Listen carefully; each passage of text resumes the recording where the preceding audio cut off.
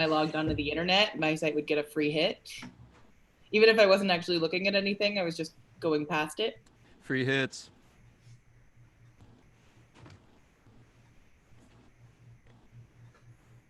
Did Shaylin tell you we just came here from another reading?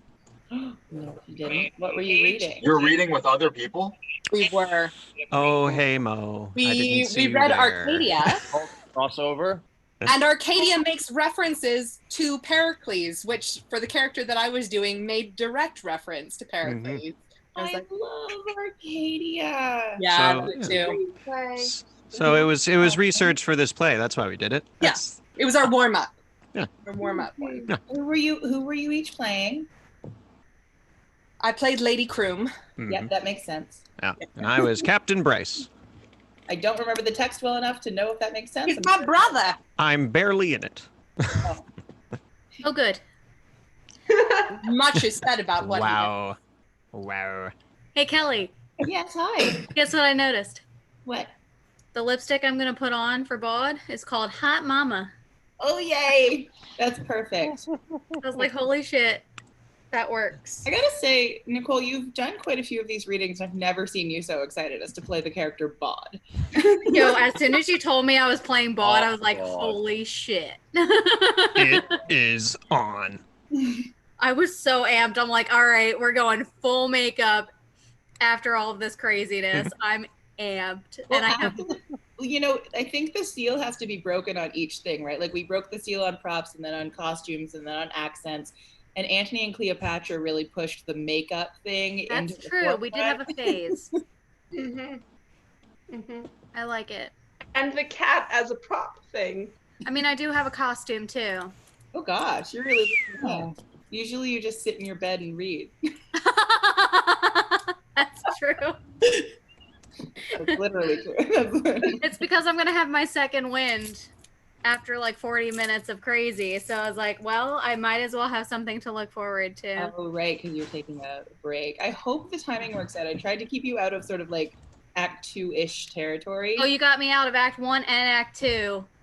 And that's more than enough. Like, as soon as we start, I'll pop I thought you off. had And then... one line and then we're leaving, but maybe I'm wrong. This was No, even the one line is in 4. Oh, really? Wow. Or 3, or like early 3, but it's fine. Like, that's perfect. This one was nonsense to cast. It was just, it took me a million years. So no one has any warning. Like nobody was able to like, I don't know, read their lines or anything. I figured out both times that I'm in a scene with myself. No, really? Again? I try so hard. I don't have to, I don't speak, I'm not subsequent lines. I've got Quick one hats. Hmm? Do Yeah, quick hats. yeah. I have a fascinator here I somewhere. try so hard and yet somehow it always just seems to be Susan. Okay, I'm posting. There's the Wait, is there actually a Bob in this? No. What No. Joke at Bob. Bod. We misheard Bod. Bod as Bob. Oh, okay. And now No, we're I'm real excited about this Bod situation. As soon as she said I'm Bod, I'm like, yes! This is my moment! The part I was born to play. Welcome aboard. Wow, Scott, making some very, very good assumptions about me right now. Oh, so you do I'm know gonna me. gloss right over the fact that I think it was Nick who just said, like, what did you just say, Nick? It was a terrible pun. I've already lost it. I said welcome. I said welcome aboard. No. You're in timeout now. For that. It's even worse You than can't just seal go of past it, whatever approval. Scott. Oh, was I the only one that appreciated that? Niconor's in timeout now. No, I Hey, needed that. I love you, I'm gonna take a Nicanor. nap. Hey. I love Oh, you, Nick. Nicanor. Aw. Nick knows we love him. Nick does. Mm. I clearly, with all the affection you just showed. Oh, there's a whole I only bully people I like. You know this. Stop it. Amen. This is It's like true. well-known It's information. true. Okay. Also, I love Miriam's character's name. This was one of my favorite students this year was Marina. Ooh, She Shout out drew to Harry her. Potter art in her notebook for fun. Aw. It's cute. we'll keep her. Yeah, and when she found out I'd never had a guava before, she brought me a guava. Oh. We're gonna And keep how her. was that? delicious. Her family in DR had sent a box, so. Aw.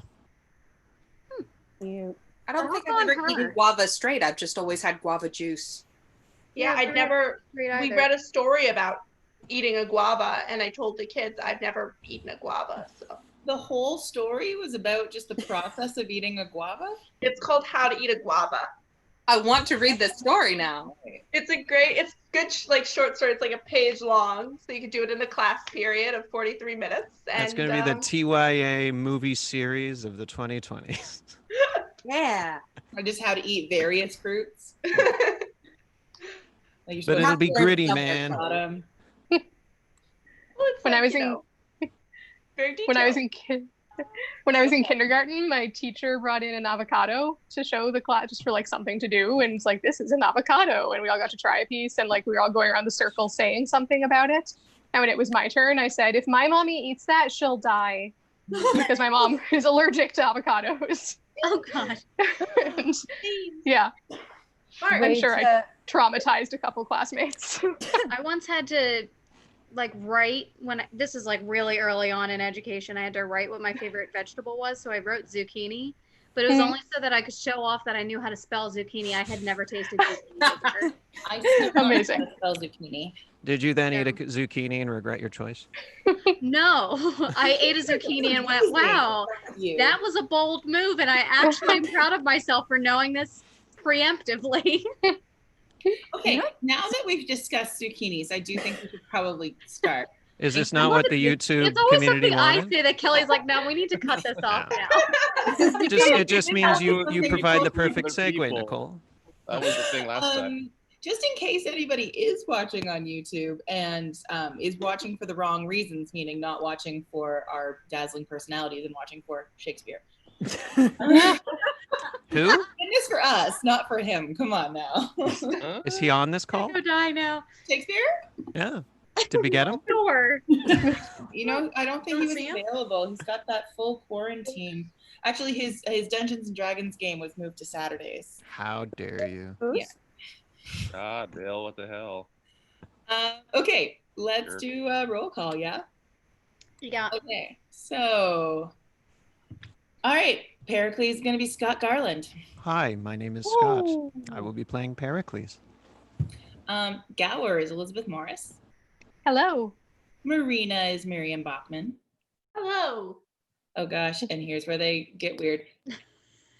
Helicanus, I think, is Mo Kamali. Also, am I saying Kamali right? I've never asked that. Yeah. After all these years. It was one I was really confident on, and then I used it last week as one like I was like, oh, I'm really confident on this one. Then I had a moment of like, am I confident on this? Oh, you nailed it. You nailed it every Am time. I confident? He would say that either way because he's Mo. Yep. Anyway, he's playing that guy whose name I can't pronounce. Simonides is Elizabeth Ramirez. Hey. Cleon is Christopher Prentice.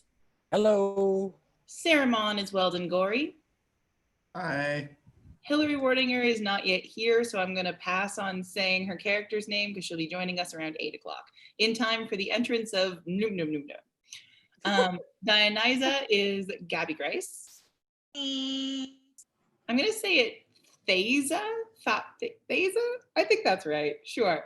Olivia Clausen McCarger. Or Thaisa. Learned that one. Hey, that Thaisa. time. Okay, now we're into these. So Bolt / First Lord / First Sailor / Tyrion Sailor is Mark Crater. He's here.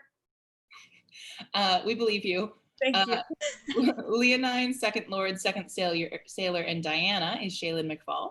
Cheers. Bod Lacorda and Philemon is Nicole Falgu. Talliard / Marshall / First Servant is Laura Hubbard. Hello. Antiochus, First Fisherman, First Knight, and Second Pirate is Tori Urquhart. Let's get weird, friends. Oh God. Oh, Trump, even better. Things. I don't know. Okay, then the daughter of Antiochus. What do we think? Antiochus? Antiochus. He's in Antioch, right? Antiochus. I don't know what that means, Scott. Don't even. No, he's the kingdom of Antioch. So Yeah. Antiochus. Antiochus as Antiochus. Okay, If cool. you don't trust me, I'll Second say it all fisherman wrong and anyway. first gentleman is Melissa Wright. Okay, but if I Thank you believe for those two different phonetic descriptions in the comments there, guys. That was Trump. We're just calling him Trump, number 45. See? Follow Tori's lead. Oh gosh. I'm so sorry, Melissa. So many bad things are about to happen to you. You know what? I'm gonna embrace it. I'm for it. Let's get, as Tori said, let's get weird. Okay. Messenger, third knight, second gentleman, and third pirate is Nicanor Campos. Hello, folks. Hello, my love. You look so tired. No. You mean yes when you say no? Is Kelly holding you against your will? Do you want to just blink once if yes?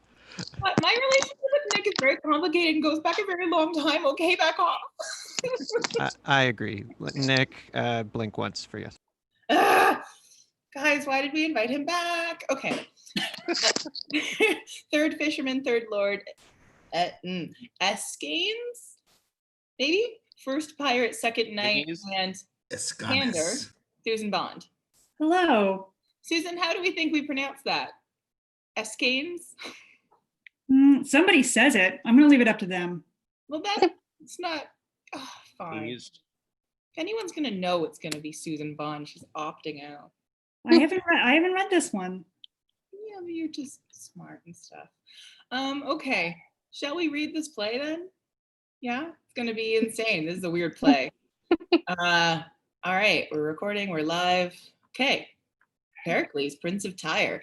Act 1, prologue. Enter Gower and before the palace of Antioch.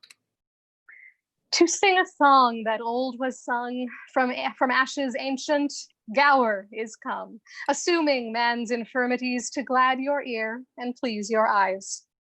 It hath been sung at festivals on ember eves and holy ales, and lords and ladies in their lives have read it for restoratives.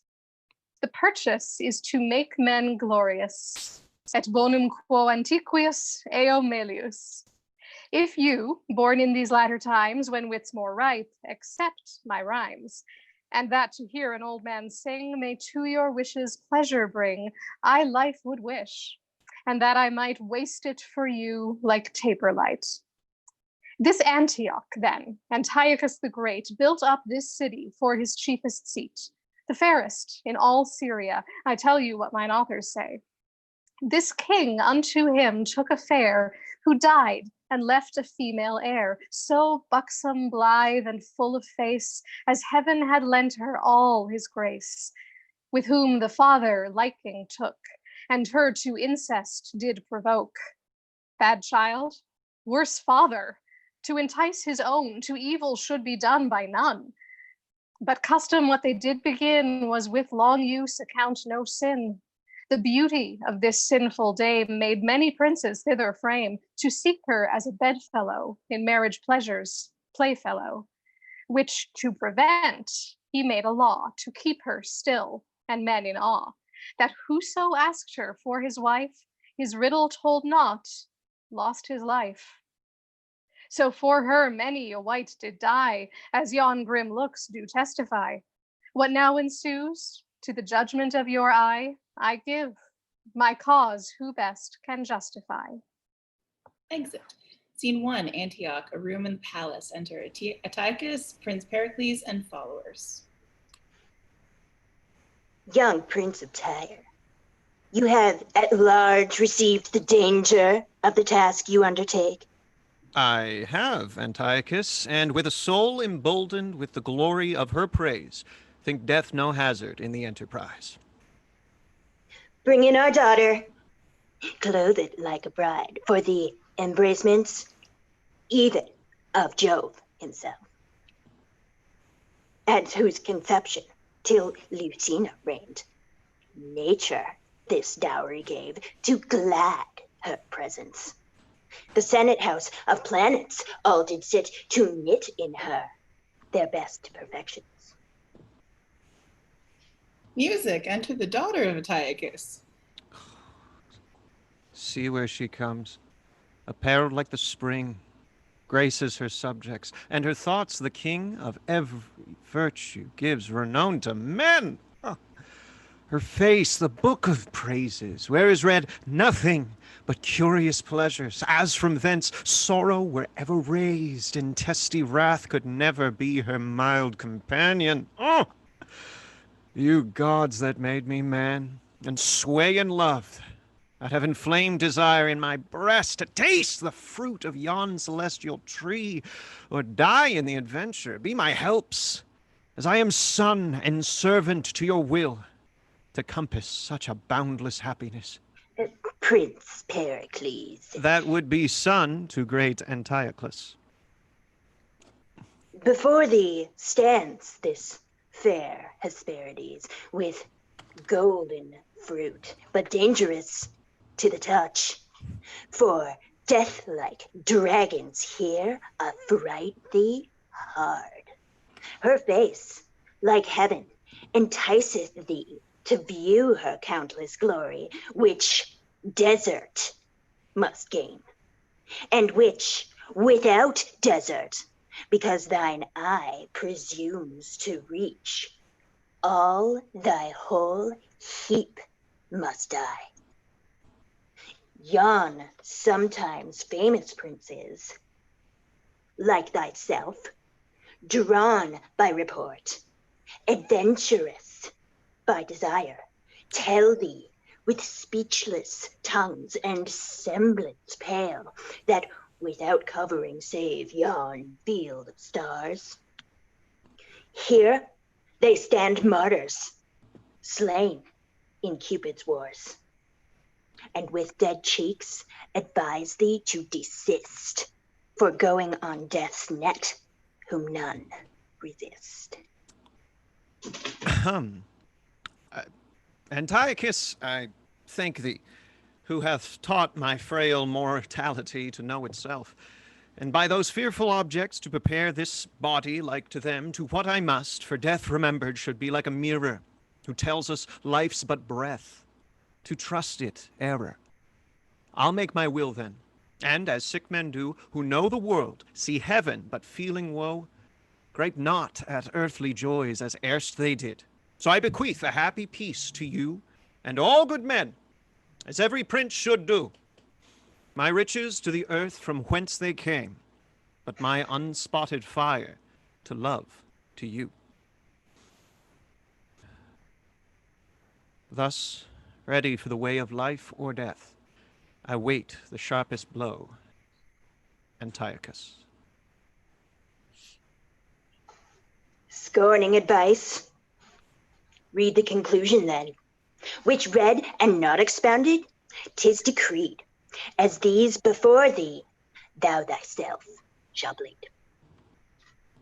Of all said yet, mayst thou prove prosperous.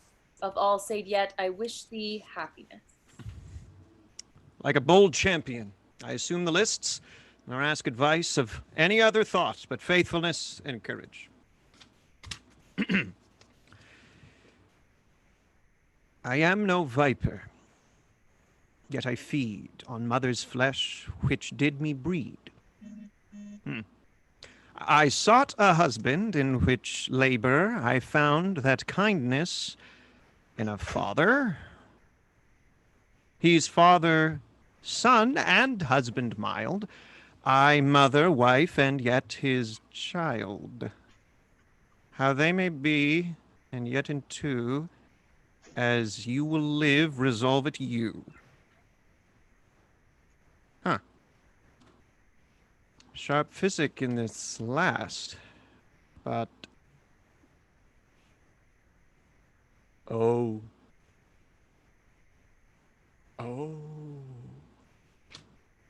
Oh, you powers that give heaven countless eyes to view the men's acts, why cloud they not their sights perpetually? Oh.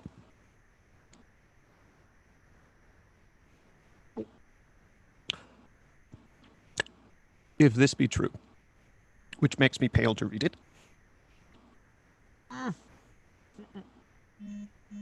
fair glass of light, I loved you and could still...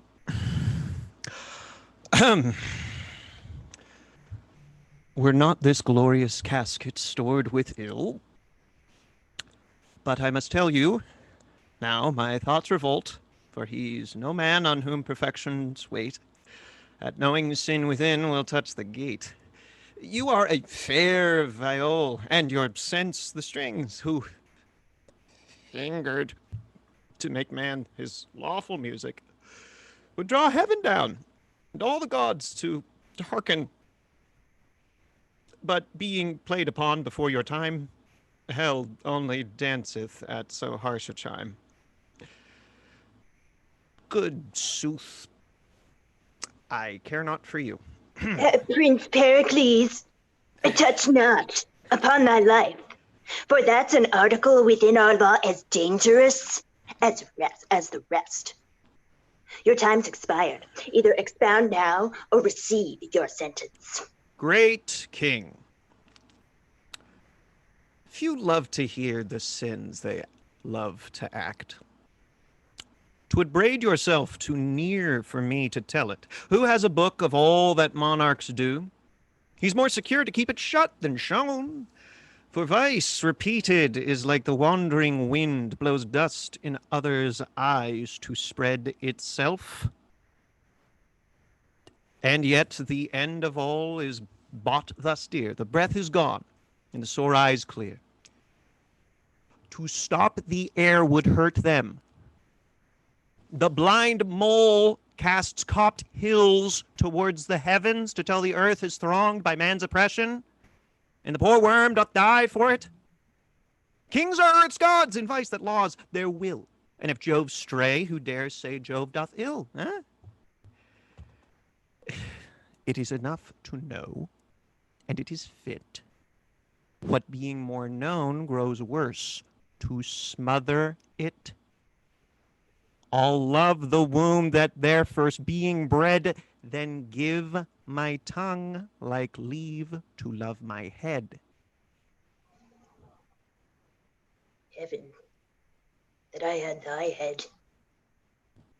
He has found the meaning. But I will close with him. Young Prince of Tyre, though by the tenor of our strict edict, your exposition misinterpreting, we might proceed to cancel of your days, yet hope succeeding from so fair a tree as your fair self doth tune us otherwise. 40 days longer we do respect you. If by such time our secret be undone, this mercy shows will joy in such a son. And until then, your entertainment shall be as doth befit our honor and your worth. Exeunt all but Pericles. Oh, how courtesy would seem to cover sin, when what is done is like an hypocrite, the which is good in nothing but in sight. If it be true that I interpret false, then were it certain you were not so bad as with foul incest to abuse your soul. Where now you're both a father and a son. Oh, by your untimely claspings with your child, oh God, which pleasure fits an husband, not a father, and she an eater of her mother's flesh by the defiling of her parents' bed. And both, like serpents are, who thought they feed on sweetest flowers, yet they poison breed. Antioch, farewell. For wisdom sees those men blush not in actions blacker than the night, will shun no course to keep them from the light. One sin I know, another doth provoke. Murder's as near to lust as flame to smoke. Poison and treason are the hands of sin. Aye, and the targets to put off the shame. Then lest my lie be cropped to keep you clear, by flight I'll shun the danger which I fear. Exit. Re-enter Antiochus. He hath found the meaning, for which we mean to have his head. He must not live to trumpet forth my infamy, nor tell the world Antiochus doth sin in such a loathed manner. And therefore, instantly this prince must die. For by his fall, my honor must keep high. Who attends us here? Doth your highness call? Talliard, you are of our chamber, and our mind partakes her private actions to your secrecy. And for your faithfulness, we will advance you. Talliard, behold.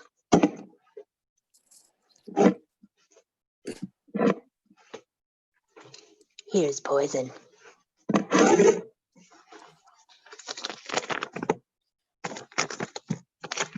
And here's gold. Oh, nice. We hate the Prince of Tyre, and thou must kill him. It fits thee not to ask the reason why, because we bid it. Say, it's done. My lord, 'tis done. Enough. Enter a messenger. Enter a messenger. Your breath, cool yourself, telling your haste. My lord, Prince Pericles is fled. Exit. As thou wilt live, fly after. And like an arrow shot from a well-experienced archer hits the mark his eye doth level at, so thou ne'er return until thou say, Prince Pericles is dead. My lord, if I can get him within my pistol's length, I'll make him sure enough. So farewell to your highness. Talliard, adieu.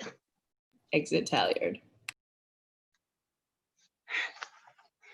Till Pericles be dead, my heart can lend no succor to my head. Exit. Scene 2, Tyre, room in the palace. Enter Pericles. Let none disturb us. Why should this change of thoughts, the sad companion, dull-eyed melancholy, be my so used a guest as not an hour in the day's glorious walk or peaceful night? The tomb where grief should sleep can breed me quiet? Here pleasures court mine eyes, and mine eyes shun them. And danger, which I feared, is at Antioch, whose aim seems far too short to hit me here. Yet neither pleasure's art nor joy my spirits, nor yet the other's distance comfort me. And it is thus.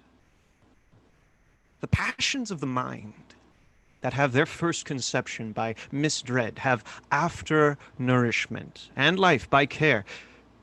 And what was first but fear, what might be done, grows elder now, and cares it be not done. And so with me, the great Antiochus, against whom I am too little to contend, since he so great can make his will his act, will think me speaking, though I swear to silence, nor boots it me to say I honor him. If he suspect I may dishonor him, and what may make him blush is being known, he'll stop the course by which it might be known. With hostile forces he'll o'erspread the land, and with the ostent of war will look so huge, amazement shall drive courage from the state.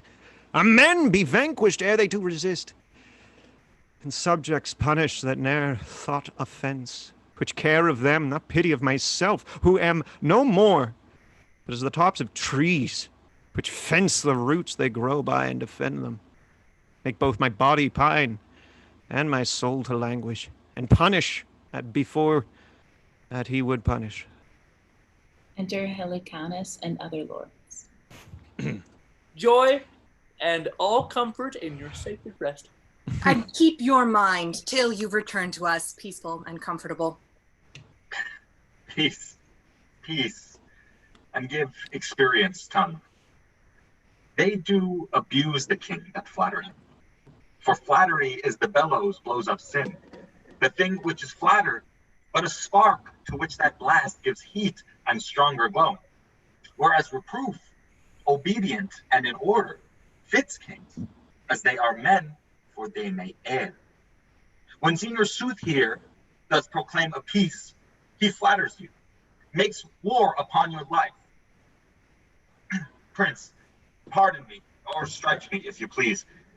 I cannot be much lower than my knees. All leave us else, but let your cares o'erlook what shipping and what landings in our haven, and then return to us. Helicanus, thou hast moved us. What seest thou in our looks? An angry brow, dread. If there be such a dart in princes' frowns, how durst thy tongue move anger to our face? How dare the plants look up to heaven, from whence they have their nourishment? Thou knowest I have power to take thy life from thee. I have ground the axe myself, but you do strike the blow. Rise, prithee rise. Sit down. Thou art no flatterer. I thank thee for it, and heaven forbid that kings should let their ears hear their faults hid. Fit counselor, and servant for a prince, who, by thy wisdom, makest a prince thy servant. What wouldst thou have me do? To bear with patience such griefs as you yourself do lay upon yourself. Thou speakest like a physician, Helicanus. Administerest a potion unto me that thou wouldst tremble to receive thyself. Attend me then. I went to Antioch, where, as thou knowest, against the face of death, I sought the purchase of a glorious beauty, from whence an issue I might propagate our arms to princes and bring joys to subjects.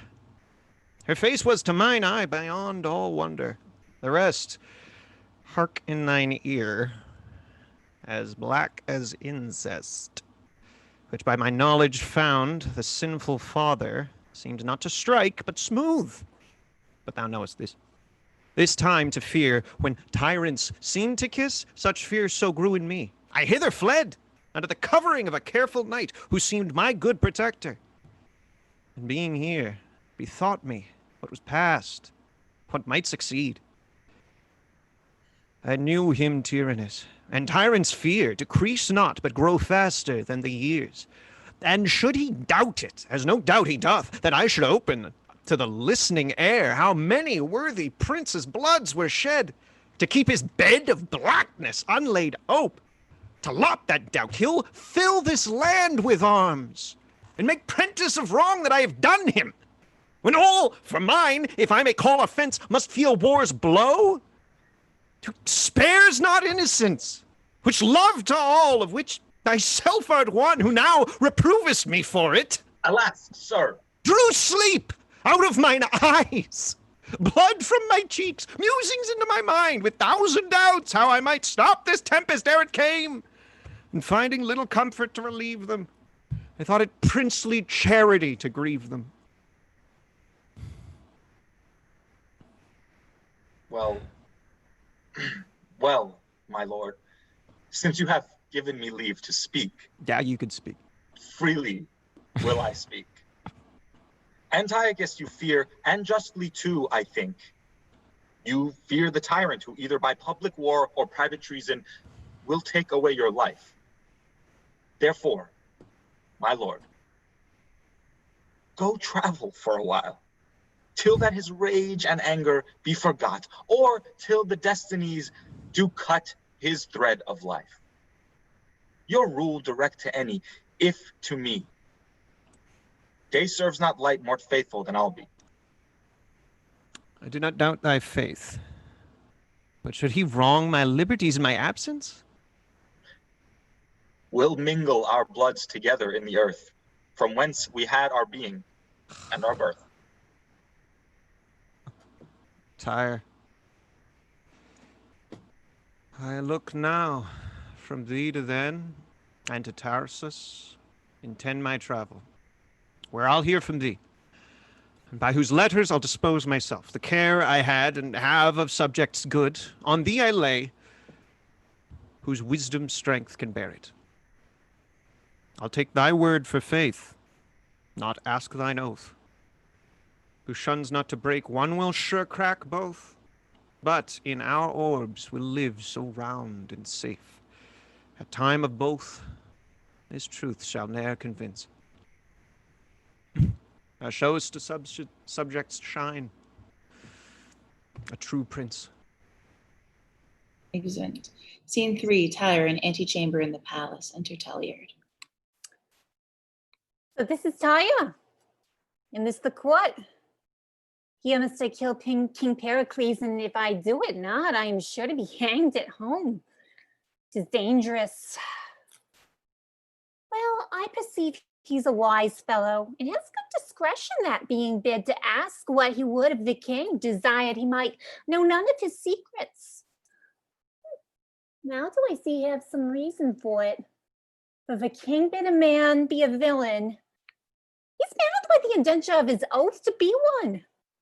Hush, here comes the Lord to Tyre. Enter Helicanus and Escanes with the lords of Tyre. You shall not need, my fellow peers of Tyre, further to question me of your king's departure. His sealed commission, left in trust with me, doth speak sufficiently. He's gone to travel. How? The king's gone? If further yet you will be satisfied, why, as it were unlicensed of your loves, he would depart. I'll give some light unto you. Being at Antioch. What, from Antioch? Royal Antiochus, on what cause I know not, took some displeasure at him. At least he judged so. And doubting lest that he had erred or sinned, to show his sorrow, held correct himself. So puts himself onto the shipman's toil, with whom each minute threatens life or death. Well, I perceive I shall not be hanged now, although I would, but since he's gone, the king's seas must please. He escaped the land to perish at the sea. I'll present myself. Peace to the lords of Tyre. Lady Talliard from Antiochus is welcome. From him I come, with message unto princely Pericles. But since my landing, I have understood your lord has betook himself to unknown travels. My message must return from whence it came. Bye. We have no reason to desire it. Commended to your master, not to us. To our master, not to us. Yet, ere you shall depart, this we desire, as friends to Antioch, we may feast in Tyre. Okay then, bye-bye. Okay, sounds great. Excellent. Scene 4, Tarsus, the room in the governor's house. Enter Cleon, the governor of Tarsus, with Dionysa and others. My Dionysa, shall we rest us here, and by relating tales of others' griefs, see if 'twill teach us to forget our own? That were to blow at fire and hope to quench it, for who digs hills because they do aspire, throws down one mountain to cast up a higher.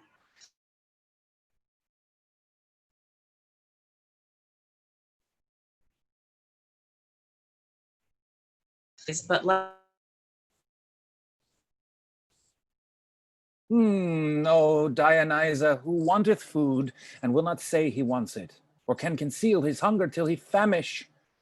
Our tongues and sorrows do sound deep our woes into the air. Our eyes do weep till tongues fetch breath that may proclaim them louder, that if heaven slumber while their creatures want, they may awake their helps to comfort them. How then discourse our woes, felt several years, and wanting breath to speak, help me with tears. I'll do my best, sir. This Tarsus, for which I have the government, a city on whom plenty held full hand, for riches strewed herself even in the streets, whose towers bore heads so high they kissed the clouds, and strangers ne'er beheld but wondered at, whose men and dames so jetted and adorned like one another's glass to trim them by, their tables were stored full to glad the sight, and not so much to feed on as delight. All poverty was scorned, and pride so great, the name of help grew odious to repeat. Oh, 'tis too true. But see what heaven can do. By this our change, these mouths, who but of late earth, sea, and air were all too little to content and please, although they gave their creatures in abundance. As houses are defiled for want of use, they are now starved for want of exercise. Those palates, who not yet 2 summers younger must have inventions to delight the taste, would now be glad of bread and beg for it. Those mothers who, to nouzle up their babes, thought not too curious, are ready now to eat those little darlings whom they loved. So sharp are hunger's teeth that man and wife draws lots who first shall die to lengthen life. Here stands a lord, and there a lady weeping. Here many sink, yet those which see them fall have scarce strength to give them burial. Is not this true? Our cheeks and hollow eyes do witness it. Oh, let those cities that have plenty's cup and her prosperity so largely taste with their superfluous riots hear these tears. The misery of Tarsus may be theirs. Enter a lord. Where's the Lord Governor? Here. Speak out thy sorrows, which thou bringst in haste, for comfort is too far for us to expect. We have descried upon our neighboring shore a portly sail of ships make hitherward. I thought as much. One sorrow never comes but brings an heir that may succeed as his inheritor, and so in ours. Some neighboring nation, taking advantage of our misery, hath stuffed those hollow vessels with their power to beat us down, the which are down already, and make a conquest of unhappy me, whereas no glories got to overcome. That's the least fear. For by the semblance of their white flags displayed, they bring us peace and come to us as favorers, not as foes. Thou speakst like him untutored to repeat. Who makes the fairest show means most deceit. But bring they what they will and what they can, what need we fear? The ground's the lowest, and we are halfway there. Go, tell their general we attend him here, to know for what he comes, and whence he comes, and what he craves. I go, my lord. Exit. Welcome is peace, if he on peace consist. If wars, we are unable to resist. Enter Pericles with attendants. Lord Governor, so we hear you are. Let not our ships and number of our men be like a beacon fired to amaze your eyes. We've heard your miseries as far as Tyre, and seen the desolation of your streets. Nor, well, come we to add sorrow to your tears, but to relieve them of their heavy load. And these are ships, you happily may think, are like the Trojan horse was stuffed within, with bloody veins, expecting overthrow, are stored with corn to make your needy bread, and give them life whom hunger starved, half dead. The gods of Greece protect you, and will pray for you. Arise, I pray you rise. We do not look for reverence, but to love, and harborage for ourselves, our ships and men. The which, when any shall not gratify or pay you with unthankfulness in thought, be it our wives, our children, and ourselves, the curse of heaven and men succeed their evils. Till when, the which I hope shall ne'er be seen, your grace is welcome to our town and us. Which welcome we'll accept. Feast here a while, until our stars that frown lend us a smile. Exit. Act 2, enter Gower. Here have you seen a mighty king, his child, I wise, to incest bring. A better prince and benign lord that will prove awful both in deed and word. Be quiet then, as men should be, till he hath passed necessity. I'll show you those in trouble's reign, losing a mite, a mountain gain. The good in conversation, to whom I give my benison, is still at Tarsus, where each man thinks all is writ he speaking can. And to remember what he does, build his statue to make him glorious. But tidings to the contrary are brought your eyes. What need speak I? Enter at one door Pericles talking with Cleon, all the train with them. Enter at another door a gentleman with a letter to Pericles. Pericles shows the letter to Cleon, gives the messenger a reward, and knights him. Exit Pericles at one door and Cleon at another. Good Helicane, that stayed at home, not to eat honey like a drone from others' labors, for though he strive to kill in bad, keep good alive, and to fulfill his prince desire, sends word of all that haps entire. How Thaliard came full bent with sin, and had intent to murder him, and that in Tarsus was not best longer for him to make his rest. He, doing so, put forth to seas, where when men beam there's seldom ease. For now the wind begins to blow, thunder above and deeps below make such unquiet that the ship should house him safe is wrecked and split. And he, good prince, having all lost, by waves from coast to coast is tossed, all perishin of man, of pelf, ne aught escapen but himself. Till fortune, tired with doing bad, threw him ashore to give him glad. And here he comes. What shall be next? Pardon, old Gower, this longs the text. Exit. Scene 1, Pentapolis. An open place by the seaside. Enter Pericles, wet. Yet cease.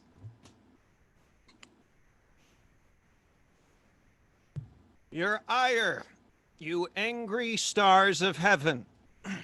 Wind, rain, and thunder, remember, earthly man is but a substance that must yield to you, and I, as fits my nature, do obey you.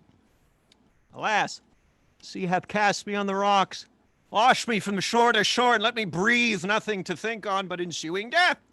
Let it suffice the greatness of your powers to have bereft a prince of all his fortunes, and having thrown him from your watery grave, here to have death in peace is all he'll crave. Enter 3 fishermen. What ho? Pilch! Ha! Come and bring away the nets. What? Patch breach, I say! What say you, master? Oh, look how you stirrest now. Come away, or I'll fetch thee with a onion. Faith, master, I am thinking of the poor men that were cast away before us, even now. Alas, poor souls. It grieved my heart to hear what pitiful cries they made to us to help them when, well a day, we could scarce help ourselves. Nay, master, said not I as much when I saw the porpoise, how he bounced and tumbled. They say they're half fish, half flesh.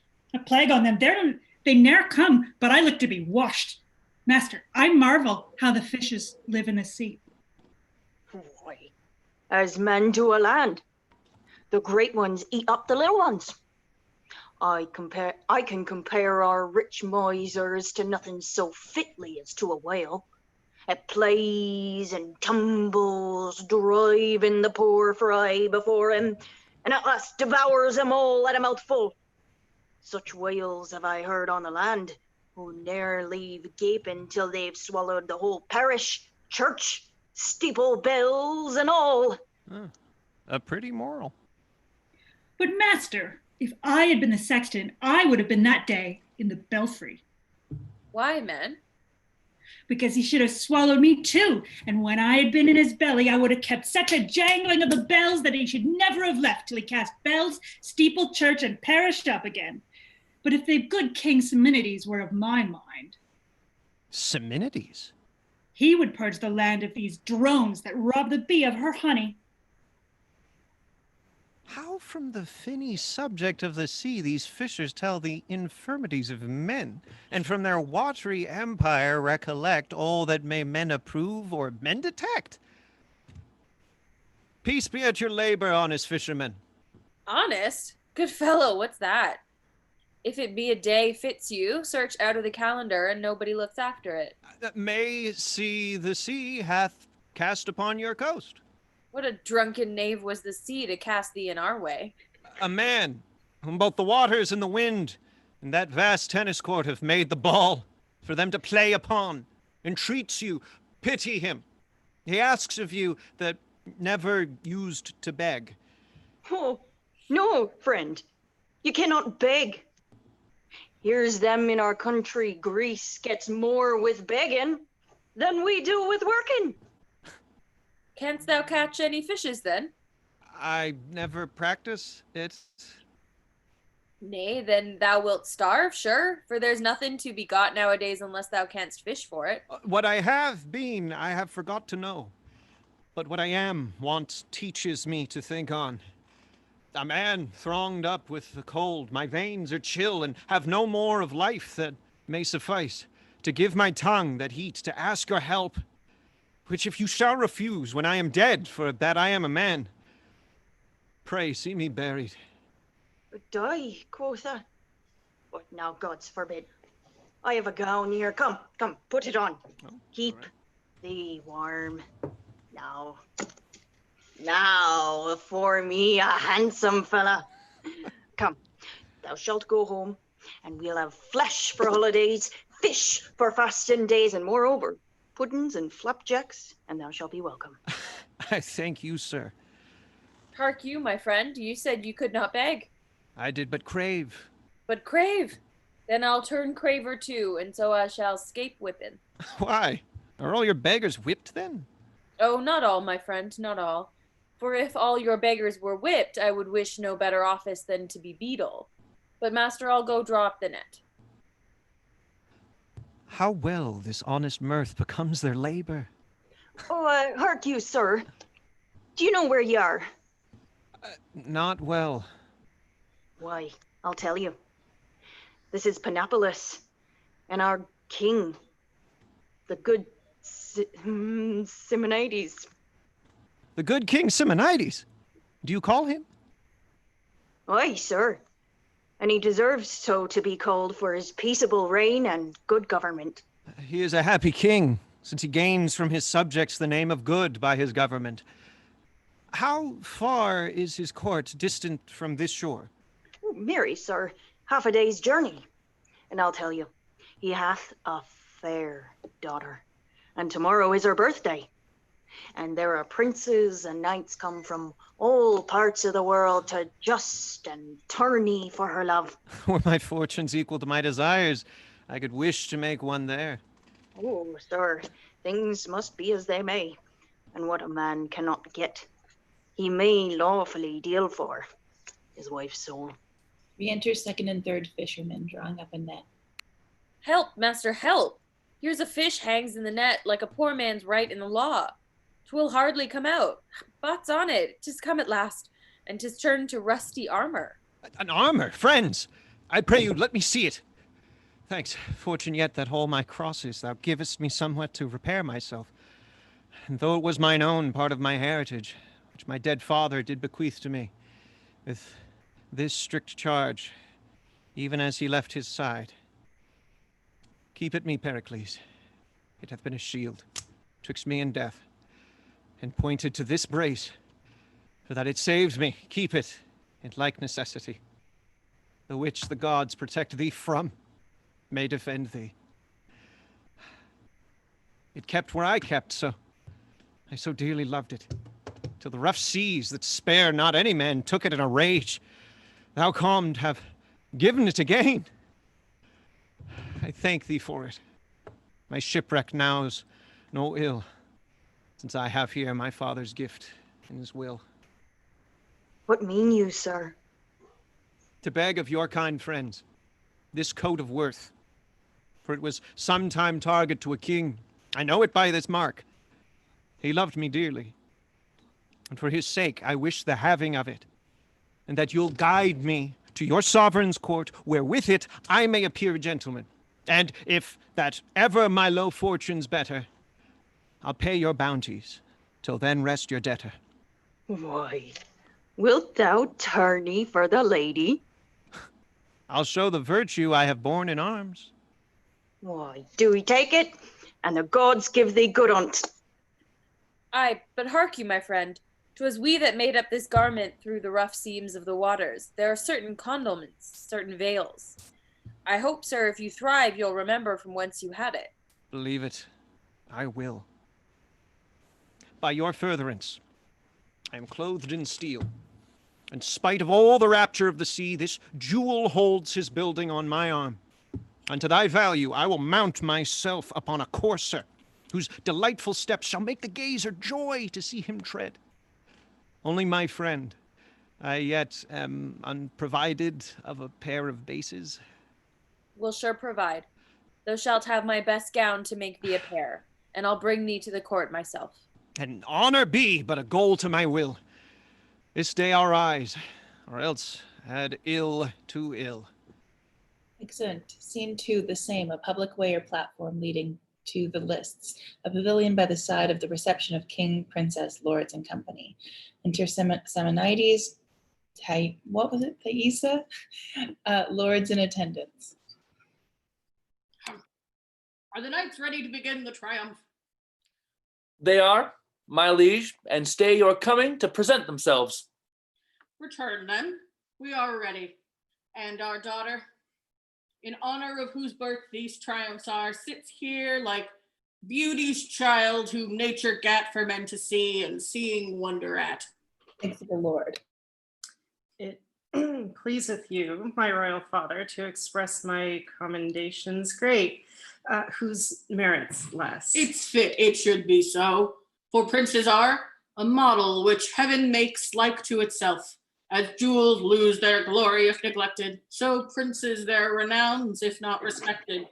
'Tis now your honor, daughter, to explain the labor of each knight in his device. Which to preserve mine honor I'll perform. Enter a knight. He passes over and his squire presents his shield to the princess. Who's the first one that doth prefer himself? A knight of Sparta, my renowned father, and the device he bears upon his shield is a black Ethiop reaching at the sun. The word lux tua vita mihi. He loves you well, that holds his life for you. The second knight passes over. Who is the second that presents himself? A prince of Macedon, my royal father, and the device he bears upon his shield is an armed knight that's conquered by a lady. The motto thus in Spanish, Piu por dulzura que por fuerza. The third knight passes over. And the third? The third of Antioch, and his device, a wreath of chivalry. The word me Pompey provexit apex. The fourth knight passes over. And what is the fourth? A burning torch that's turned upside down. The word quod me lit me extinguit. Which shows that beauty hath his power and will, which can as well inflame as it can kill. The fifth knight passes over. The fifth, in hand environed with clouds, holding out gold that's by touchstone tried. The motto thus, six spectanda fides. The sixth knight, Pericles, passes over. And what's the sixth and last, which the knight himself with such a graceful courtesy delivered? He seems to be a stranger, but his present is a withered branch that's only green at top. The motto, in hac spe vivo. A pretty moral. From the dejected state wherein he is, he hopes by you his fortunes may flourish. He had need mean better than his outward show, can anyway speak in his just commend, for by his rusty outside he appears to have practiced more the whipstock than the lance. He well may be a stranger, for he comes to an honored triumph strangely furnished. And on set purpose let his armor rust until this day, to scour it in the dust. Opinions, what a fool that makes us scan the outward habit by the inward man. But stay, the knights are coming. We will withdraw into the gallery. Excellent. Great shouts within, and all cried, "The mean knight." Scene 3, the same, a hall of state, a banquet prepared. Enter Simonides, Thaisa, lords, attendants, and knights from tilting. Knights, To say your welcome were superfluous. To place upon the volume of your deeds, as in a title page, your worth in arms were more than you expect, or more than fit, since every worth and show commends itself. Prepare for mirth becomes a feast. You are princes and my guests. But you, my knight and guest, to whom this wreath of victory I give, and crown you king of this day's happiness. 'Tis more by fortune, lady, than by merit. Call it by what you will, the day is yours. And here, I hope, is none that envies it. In framing an artist, art hath thus decreed to make some good, but others to exceed. And you are her labored scholar. Come, queen of the feast. For daughter, so you are. Here, take your place. Marshal the rest as they deserve their grace.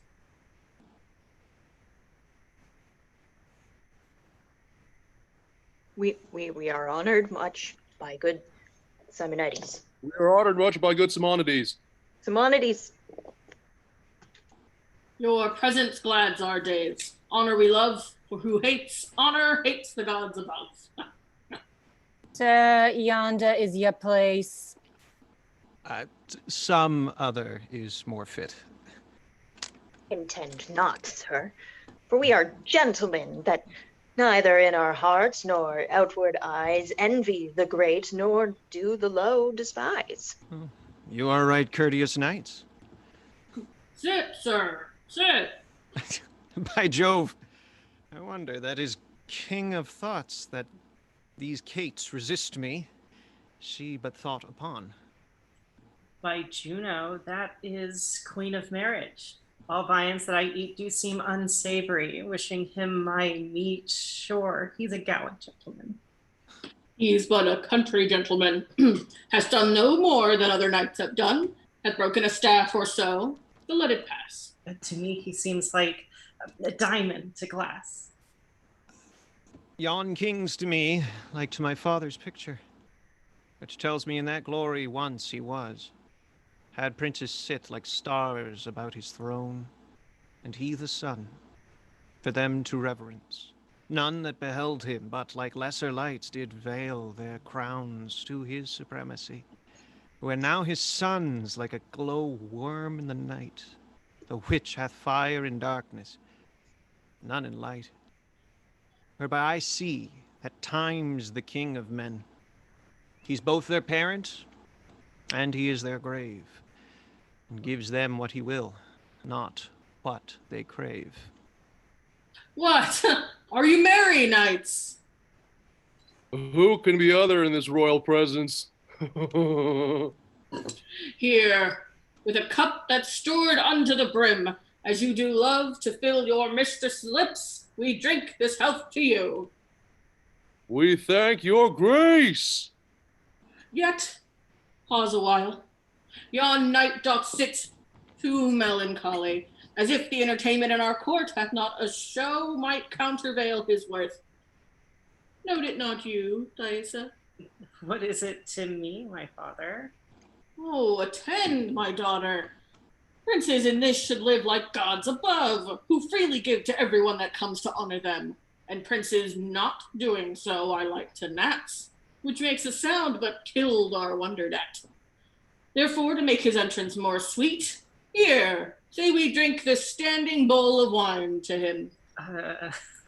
Alas, my father, it befits not me unto a stranger knight to be so bold. He may have my proffer, or just take for an offense, since men take women's gifts for impudence. How? Do as I bid you, or you'll move me else. Now, by the gods, he could not please me better. And furthermore, tell him we desire to know of him, of whence he is, his name, and parentage. The king, my father, sir, has drunk to you. I thank him. Wishing it so much blood unto your life. I thank both him and you, and pledge him freely. And further, He desires to know of you, of whence you are, your name and parentage. A gentleman of Tyre. My name, Pericles. My education being in arts and arms. Who, looking for adventures in the world, was by the rough seas reft of ships and men, and after shipwreck driven upon this shore. He thanks your grace, names himself Pericles, a gentleman of Tyre, who only by misfortune of the seas, bereft of ships and men, cast on this shore. Now, by the gods, I pity his misfortune. I will awake him from his melancholy. Come, gentlemen, we sit too long on trifles and waste the time which looks for other revels. Even in your armors, as you are addressed, will very well become a soldier's dance. I will not have this excuse. With saying this, loud music is too harsh for ladies' heads, since they love men in arms as well as beds. A knight's dance. So, this was well asked. 'Twas so well performed.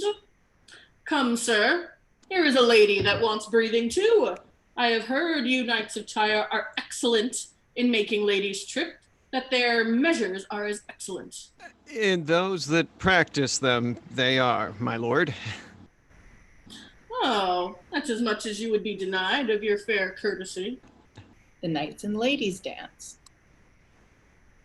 Unclasp, unclasp. Thanks, gentlemen, to all. All have done well. But you, the best. Pages and lights to conduct these knights unto their several lodgings. Yours, sir. We have given order to be next to our own. I am at your grace's pleasure. Princes, it is too late to talk of love. And that's the mark I know you level at. Therefore, each one betake him to his rest. Tomorrow, all for speeding do their best. Exeunt. Scene 4, Tyre, room in the governor's house. Enter Helicanus and Escanes. Escanes? I don't know. No, Escanes. Know this of me.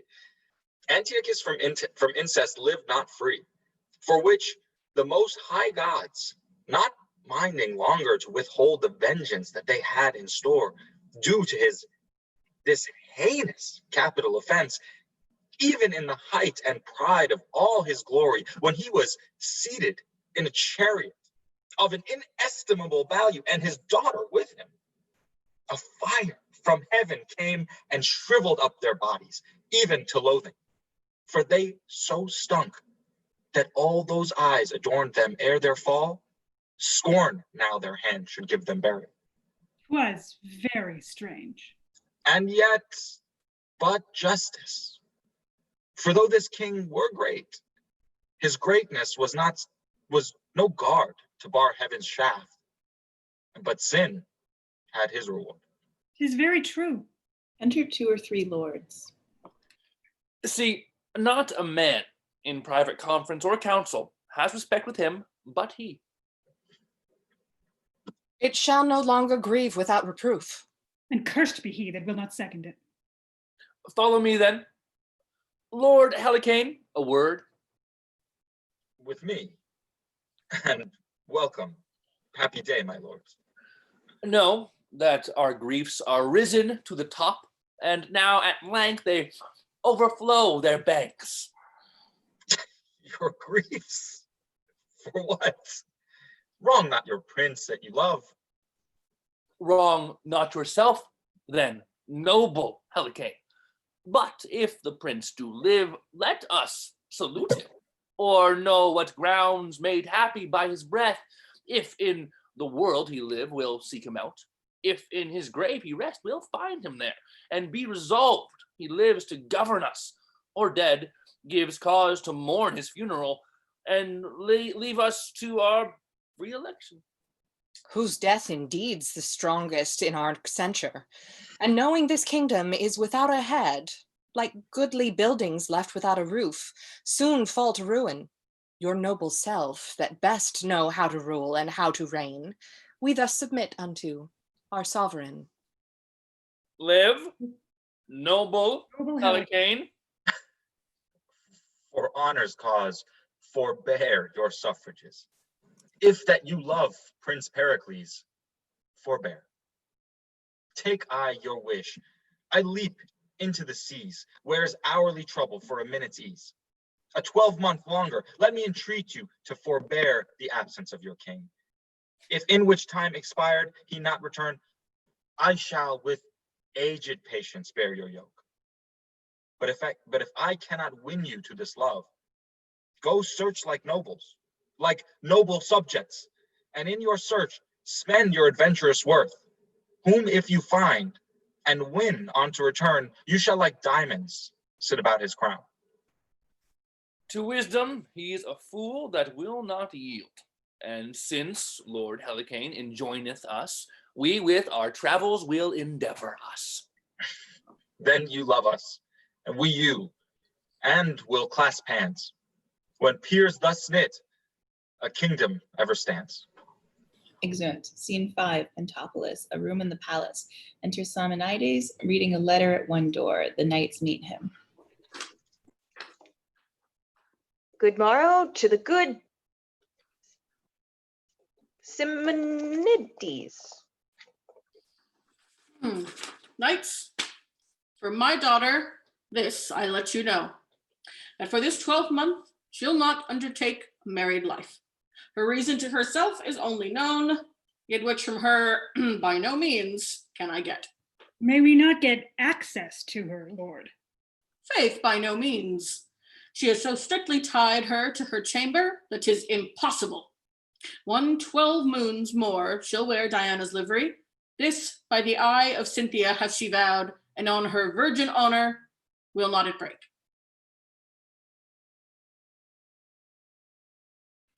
Loath to bid farewell, we take our leaves.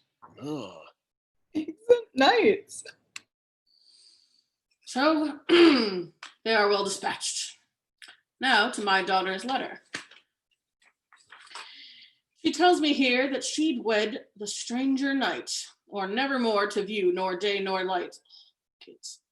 Well, 'tis well, mistress, your choice agrees with mine. I like that well, nay, how absolute she's in it. Not minding whether I dislike or no. Well, I do commend her choice, and will no longer have it be delayed. Oh, soft, here he comes. I must dissemble it. Enter Pericles. All fortune to the good Simonides? To you, Hey. sir. I am beholden to you for your sweet music this last night. I do protest my ears were never better fed with such pleasing harmony. It is your grace's pleasure to commend, not my desert. Sir, you are a music's master. The worst of all her scholars, my good lord. Let me ask you this one thing. What do you think of my daughter, sir? A most virtuous princess. And she is fair, too, is she not? As fair as a day in summer. Wondrous fair. Sir, my daughter thinks very well of you. Aye, so well that you must be her master, and she will be your scholar. Therefore, look to it. I am unworthy for her schoolmaster. She thinks not so. Peruse this writing else. What's here? A letter that she loves the Knight of Tyre. 'Tis the king's subtlety to have my life. Oh, seek not to entrap me, gracious lord, a stranger in distress, gentleman that never aimed so high to love your daughter, but bent all offices to honor her. Thou hast bewitched my daughter, and thou art a villain. By the gods, I have not. Never did thought of mine levy offense, nor never did my actions yet command a deed might gain her love or your displeasure. Traitor, thou liest. traitor? Aye, traitor. Even in his throat, unless it be the king that calls me traitor, I return the lie. Now, by the gods, I do applaud his courage. My actions are as noble as my thoughts, that never relished of a base descent. I came unto your court for honor's cause, and not up to be a rebel to her state. And he that otherwise account of me, this sword shall prove her honor's enemy. No. Here comes my daughter. She can witness it. Dear Thaisa. Then, as you are, as virtuous as fair, resolve your angry father. If my tongue did e'er solicit, or my hand subscribe to any syllable that made love to you. Why, sir, say if you had, who takes offense at that, which makes me glad. Yea, mistress, are you so peremptory? I'm glad on it. I'm glad on it with all my heart. I'll tame you. I'll bring you in subjection. Will you not, having my consent, bestow your love and your affections upon a stranger? Who, for as aught I know, may be, nor can I think the contrary, as in great blood as I myself. Therefore, hear you, mistress, either frame your will to mine, and you, sir, hear you, either be ruled by me, or I will make you man and wife. Nay, come, your hands and lips must seal it too, and be joined, thus your hopes destroy. For a further grief. God give you joy. What, are you both pleased? Yes, if you love me, sir. Even as my life, or blood that fosters it. What, are you both agreed? Yes. If it please your If majesty. it please your majesty. It pleaseth me so well that I will see you wed. And then, with what haste you can get to bed. Excellent. Act 3, enter Gower. Now sleep beslaked hath the rout, no din but snores the house about, made louder by the o'erfed breast of this most pompous marriage feast. The cat, with eyne of burning coal, now crouches for the mouse's hole, and crickets sing at oven's mouth, ere the blither for their drouth. Hymen hath brought the bride to bed, where, by the loss of maidenhead, a babe is molded. Be attent, and time that is so briefly spent with your fine fancies quaintly each. What's dumb in show, I'll plain with speech.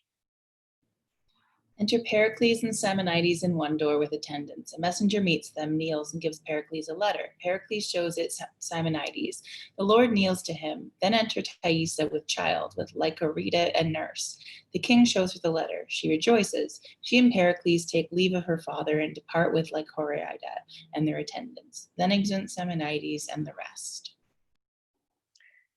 By many a dern and painful perch of Pericles, the careful search by the 4 opposing coins which the world together joins is made with all due diligence, that horse and sail and high expense can stead the quest. At last, from Tyre, fame answering the most strange enquire, to the court of King Simonides are letters brought, the tenor these.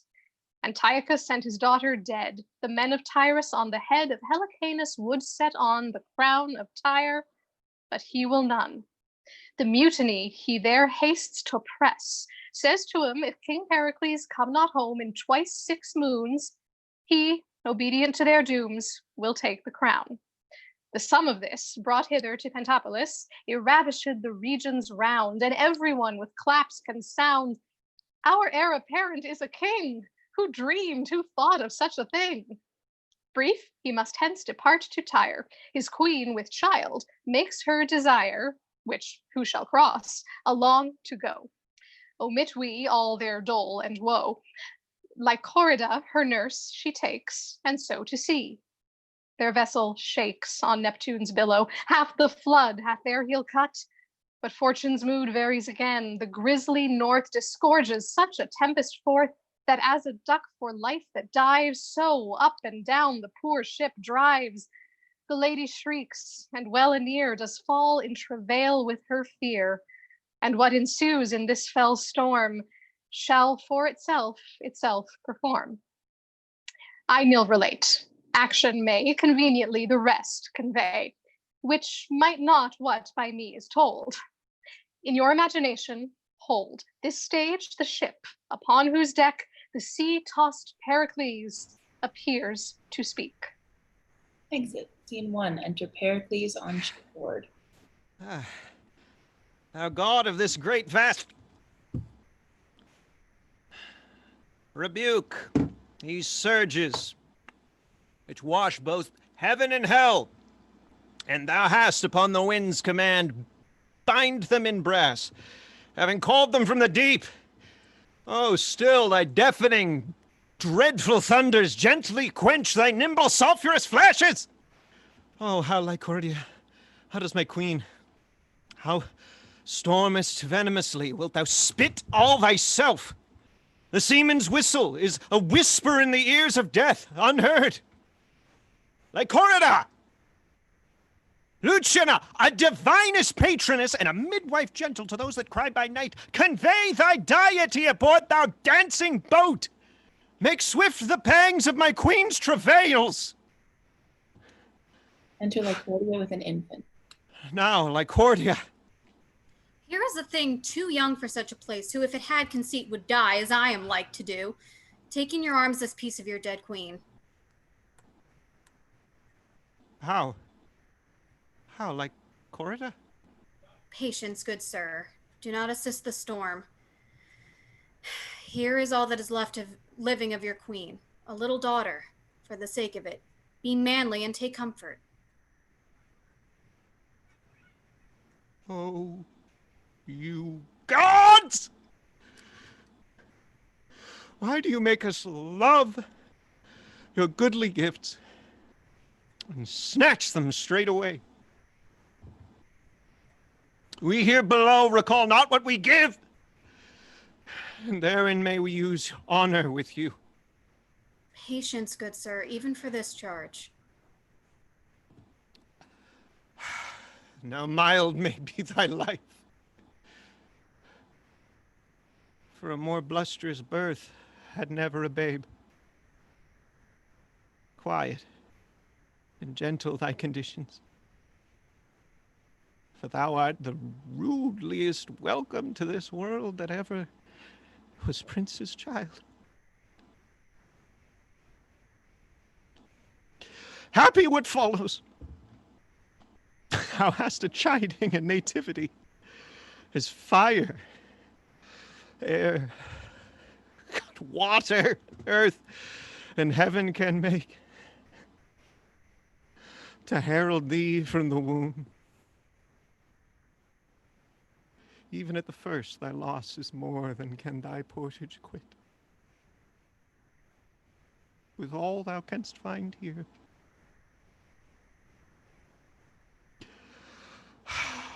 now, the good gods throw their best eyes upon it. Enter 2 sailors. What? Courage, sir! God save you. Courage enough. I do not fear the flaw. It hath done to me the worse.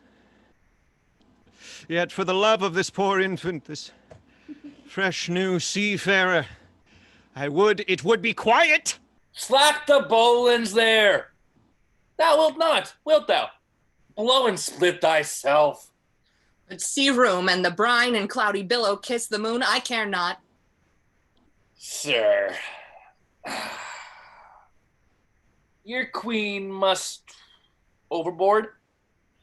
The sea works high, the wind is loud, and will not lie till the ship be cleared of the dead.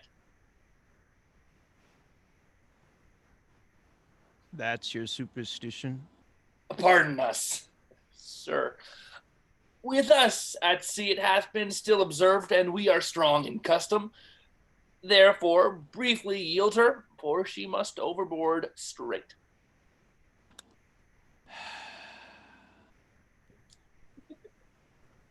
As you think meet, most wretched queen. Here she lies, sir.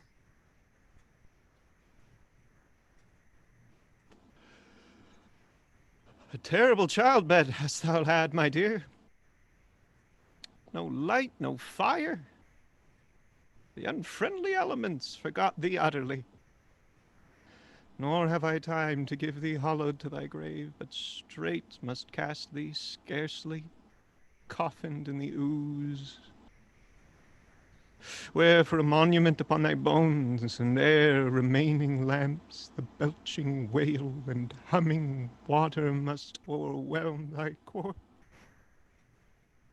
lying with the simple shells. Oh, Lycorida, bid Nestor bring me spices, ink, and paper, my casket and my jewels, and bid Nicander bring me the satin coffer. Lay the babe upon the pillow. Hide thee whiles I say. A priestly farewell to her. Suddenly, woman. Exit Lycorida. Sir, we have a chest beneath the hatches, cocked and bitumed ready. I thank thee. Mariner, say, what coast is this? We are near Tarsus. Thither, gentle mariner. Alter thy course for Tyre. Whence canst thou reach it? By break of day, if the wind cease. Oh, make for Tarsus. There will I visit Cleon, for the babe cannot hold out to Tyrus. There I'll leave it at careful nursing. Go thy way, good mariner. I'll bring the body presently. Exit Scene 2, Ephesus, a room in Ceramon's house. Enter Ceramon with a servant and some persons who have been shipwrecked. Philemon, ho! Enter Philemon. Doth my lord call? Get a fire and meat for these poor men. 'Tis been a turbulent and stormy night. I've been in many, but such a night as this shall now I ne'er endured. Well, your master will be dead ere you return. There's nothing can be ministered to nature that can recover him. Give this to the apothecary and tell me how it works. Exit all but Ceramon. Enter two gentlemen. Good morrow. Good morrow to your lordship. Gentlemen, why do you stir so early? Sir, our lodgings standing bleak upon the sea shook as the earth did quake. The very principles did seem to rend and all to topple. Pure surprise and fear made me to quit the house. That is the cause we trouble you so early. 'Tis not our husbandry. Oh, you say well. But I much marvel that your lordship, having rich tire about you, should at these early hours shake off the golden slumber of repose. 'Tis most strange. Nature should be so conversant with pain, being thereto not compelled.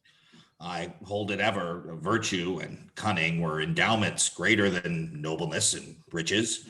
Careless airs may the two latter darken and expend, but immortality tends the former, making man a god. 'Tis known I ever have studied physic, through which secret art, by turning o'er authorities, I have, together with my practice, made familiar to me and to my aid the blessed infusions that dwell in vegetives, in metals, stones, and I can speak of the disturbances that nature works and of her cures, which doth give me a more content in course of true delight than to be thirsty after tottering honor, or time I treasure up in silken bags to please the fool and death. Oh, your honor has through Ephesus poured forth your charity, and hundreds call themselves your creatures, who by you have been restored. And not your knowledge, your personal pain, but even your purse, still open, hath built Lord Ceramon such strong renown as time shall ne'er decay. Enter two or three servants with a chest. So, lift there. What is that? Sir, even now did the sea toss upon our shore this chest. 'Tis of some wreck. Set it down. Let's look upon it. 'Tis like a coffin, sir. Whate'er it be, 'tis wondrous heavy. Wrench it open straight. If the sea's stomach be o'ercharged with gold, 'tis a good constraint of fortune it belches upon us. 'Tis so, my lord. How close 'tis caulked and bitumed. Did the sea cast it up? I never saw so huge a billow, sir, as tossed it upon shore. Wrench it open. Soft. It smells most sweetly in my sense. A delicate odor. As ever hit my nostril. So, up with it. Oh, you most potent gods. Oh, what's here? A chorus. Most strange. Shrouded in cloth of state, embalmed and treasured with bags full of spices. A passport, too. Apollo, perfect me in the characters. Here, I give to understand, if ere this coffin drive a land, I, King Pericles, have lost this queen worth all our mundane cost. Who finds her, give her burying. She was the daughter of a king. Besides this treasure, for a fee the gods requite his charity. If thou livest, Pericles, thou hast a heart that cracks even for woe. This chance tonight. Most likely, sir. Nay, certainly tonight. For look how fresh she looks. They were too rough that threw her in the sea. Make a fire within. Fetch hither all my boxes in my closet.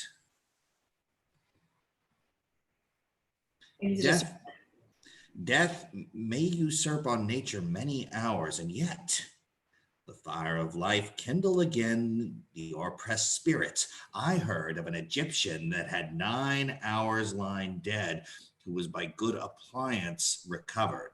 Re-enter a servant with boxes, napkins, and fire. Well said, the fire and cloths, the rough and woeful music that we have, cause it to sound, beseech you. The viol once more, how thou stirrest, thou block. The music there, I pray you, give her air. Gentlemen, this queen will live. Nature awakes, a warmth breathes out of her. She hath not been entranced above 5 hours. See how she begins to blow into life's flower again.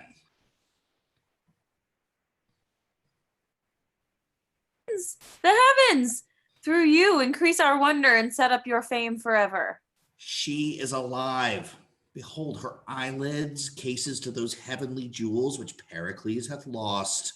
Begin to part their fringes of bright gold. The diamonds of a most praised water do appear to make the world twice rich. Live and make us weep to hear your fate, fair creature, rare as you seem to be. She moves. Oh dear, Diana, where am I? Where's my lord? What world is this? Is not this strange? Most rare. Hush, my gentle neighbors, lend me your hands. To the next chamber bear her. Get linen now. This matter must be looked into, for her relapse is mortal. Come, and Asclepius guide us. Exeunt carrying her away. Scene 3, Tarsus, a room in Cleon's house. Enter Pericles, Cleon, Dionysa, Lycorida, and Marina in her arms. Most honored, Cleon. I must needs be gone. My 12 months are expired, and Tyrus stands in a litigious peace. You and your lady take from my heart all thankfulness. The gods make up the rest upon you. Your shafts of fortune, though they hurt you mortally, yet glance full wonderingly on us. Oh, your sweet queen! That the strict fates had pleased you had brought her hither to have blessed mine eyes with her. We cannot but obey the powers above us. Could I rage and roar as doth the sea she lies in, yet the end must be as 'tis. My gentle babe Marina, whom, for she was born at sea, I have named so. Here I charge your charity withal, leaving her the infant of your care, beseeching you to give her princely training, that she may be mannered as she is born. Fear not, my lord, but thank your grace that fed my country with your corn, for which the people's prayers still fall upon you. must in your child be thought on. If neglection should therein make me vile, the common body by you relieved would force me to my duty. But if to that my nature need a spur, the gods revenge it upon me and mine to the end of generation. I believe you. Your honor and your goodness teaches me to it, without your vows. Till she be married, madam, by bright Diana, whom we honor, all unscissored shall this hair of mine remain. Though I show ill in it, so I take my leave. Good madam, make me blessed in your care in bringing up my child. I have one myself, who shall not be more dear to my respect than yours, my lord. Madam, my thanks and prayers. We'll bring your Gracie into the edge of the shore, then give you up to the masked Neptune and the gentlest winds of heaven. I will embrace your offer. Come, dearest madam. Oh, no tears, Lycorida, no tears. Look to your little mistress, on whose grace you may depend hereafter. Come, my lord. Excellent.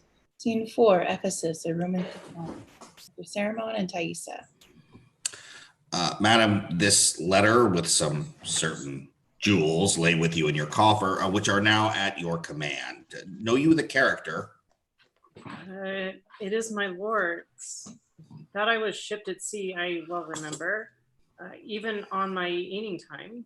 But whether they're delivered by the holy gods, I cannot rightly say. But since King Pericles, my wedded lord, I ne'er shall see again, vestal livery will I take me to, and never more have joy. Madam, if this you purpose as ye speak, Diana's temple is not distant far, where you may abide till your date expire. Moreover, if you please, a niece of mine shall attend you there. My recompense is thanks, that's all. Yet my goodwill is great, though the gift small. Excellent. Act 4, enter Gower.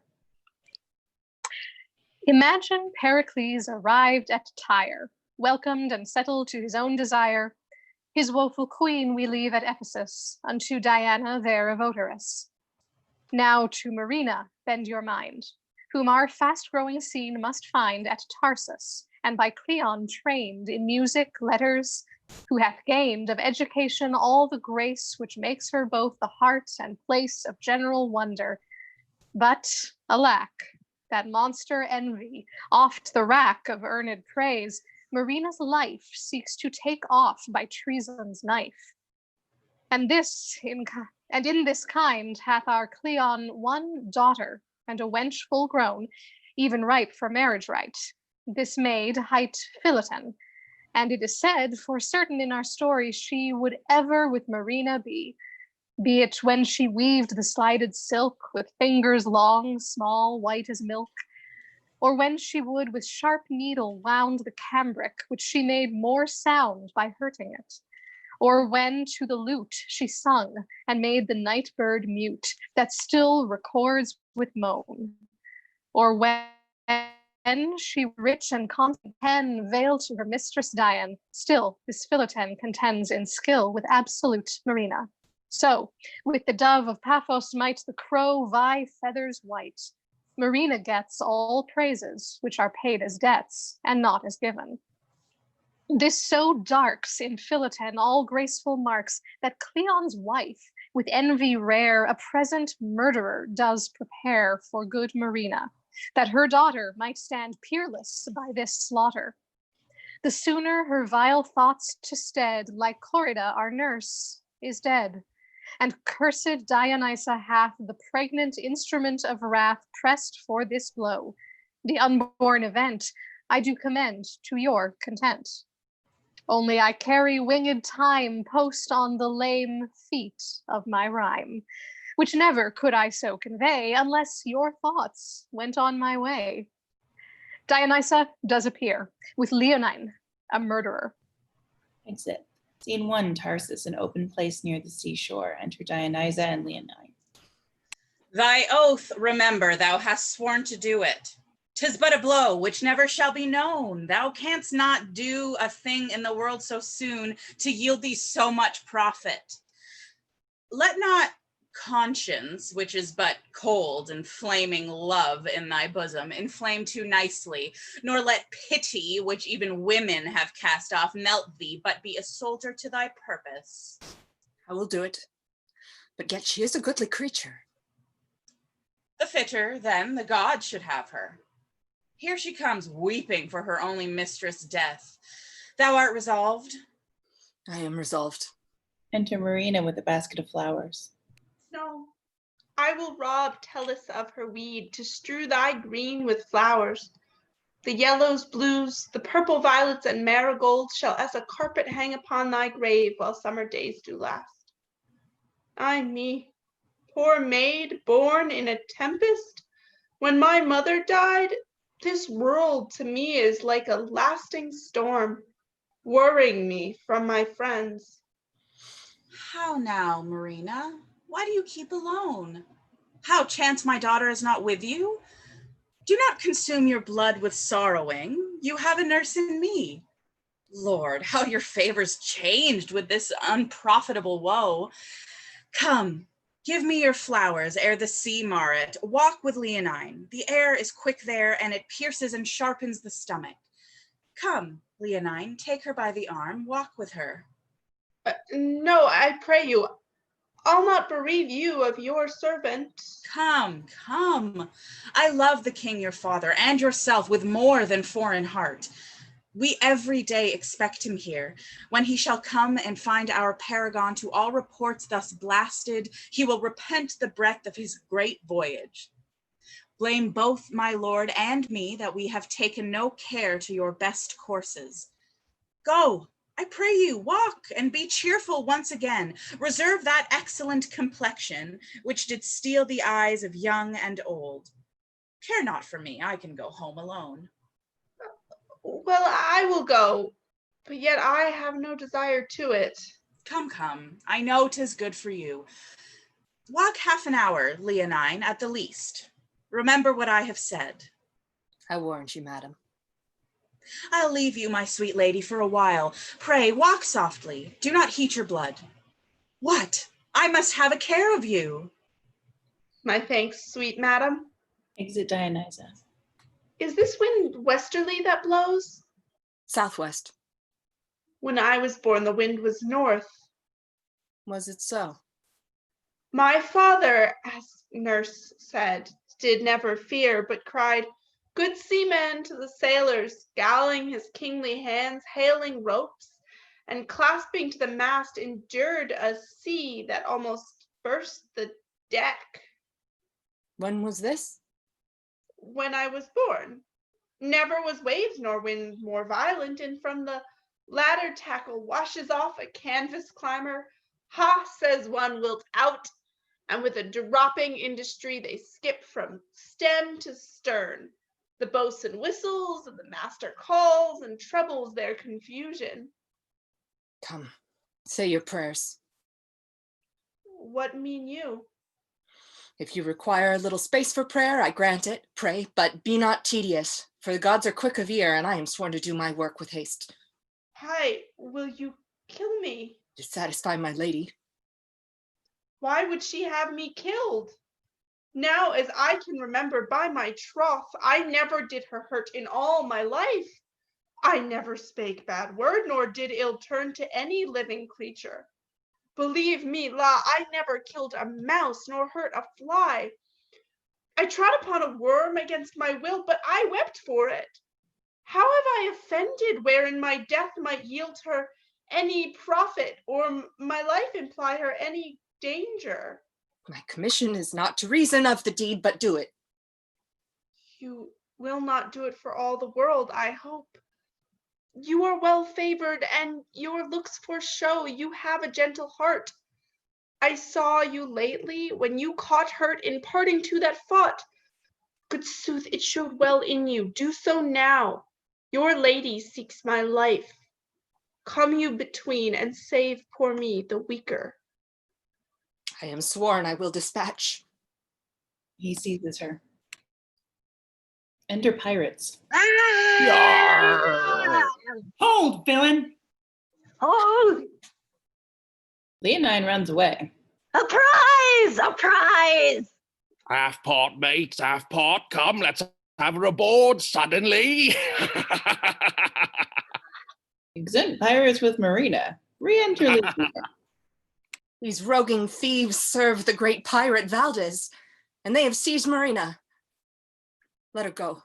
There's no hope she will return. I'll swear she's dead and thrown into the sea. But I'll see further. Perhaps they will but please themselves upon her and not carry her aboard. If she remain, whom they have ravished, must be by me slain. Exit. Scene 2. Mytilene? A room in a brothel. Enter Pander, Bod, and Bolt. Bolt, Sir? search the market narrowly. Mytilene is full of gallants. You lost too much money this mart by being too short 2 wenches. We were never so much out of creatures. We have but poor 3, and they can do no more than they can do. And they with continual action are even as good as rotten. Therefore, let's have fresh ones, whate'er we pay for them. If there be not a conscience to be used in every trade, we shall never prosper. Thou sayest true. 'Tis not our bringing up of poor bastards, as I think I have brought up some 11. Aye, to 11. And brought them down again. But shall I search the market? What else, man? The stuff we have, a strong wind will blow it to pieces. They're so pitifully sodden. Thou sayest true. They're too unwholesome a conscience. The poor Transylvanian is dead that lay with the little baggage. Aye, she quickly pooped him. She made him roast meat for worms, but I'll go search the market. Exit. 3 or 4 chickens were as pretty proportioned to lively quietly, and so give over. Why to give over, I pray you? Is it a shame to get when we're old? Oh, our credit comes not in like the commodity, nor the commodity wages not with the danger. Therefore, if in our youths we could pick up some pretty estate, 'twere not amiss to keep our door hatched. Besides, the sore terms we stand upon with the gods will be strong with us for giving over. Come, other sorts offend as well as we. As well as we? Aye, and better too. We offend worse. Neither is our profession any trade. It's no calling. But here comes Bolt. Re-enter Bolt, the pirates and Marina. Come your ways, my masters. You say she's a virgin. Oh, sir, we doubt it not. Master, I have gone through for this piece, you see. If you like her, so. If not, I have lost my earnest. Bolt, has she any qualities? She has a good face, speaks well, and has excellent good clothes. There's no further necessity of qualities can make her be refused. What's her price, Bolt? I cannot be baited 1 dot of 1,000 pieces. Well, follow me, my masters. You shall have your money presently. Wife, take her in. Instruct her what she has to do, that she may not be raw in her entertainment. Exit Pander and pirates. Take you the marks of her, the color of her hair, complexion, height, age, with warrant of her virginity, and cry, he that will give most shall have her first. Such a maidenhead were no cheap thing, if men were as they have been. Get this done as I command you. Performance shall follow. Exit. Alack, that Leonine was so slack, so slow. He should have struck, not spoke. Or that these pirates, not enough barbarous, had not overboard thrown me for to seek my mother. Why lament you, pretty one? That I am pretty. Come, the gods have done their part in you. I accuse them not. You are light into my hands, where you are like to live. More my fault to escape his hands where I was like to die. I and you shall live in pleasure. No. Yes, indeed you shall, and taste gentlemen of all fashions. You shall fare well, you shall have the difference of all complexions. What, do you stop your ears? Are you a woman? What would you have me be, and I not be a woman? An honest woman, or not a woman? Mary whip thee, gosling. I think I shall have something to do with you. Come, you're a young, foolish sapling, and must be bowed as I would have you. Gods defend me.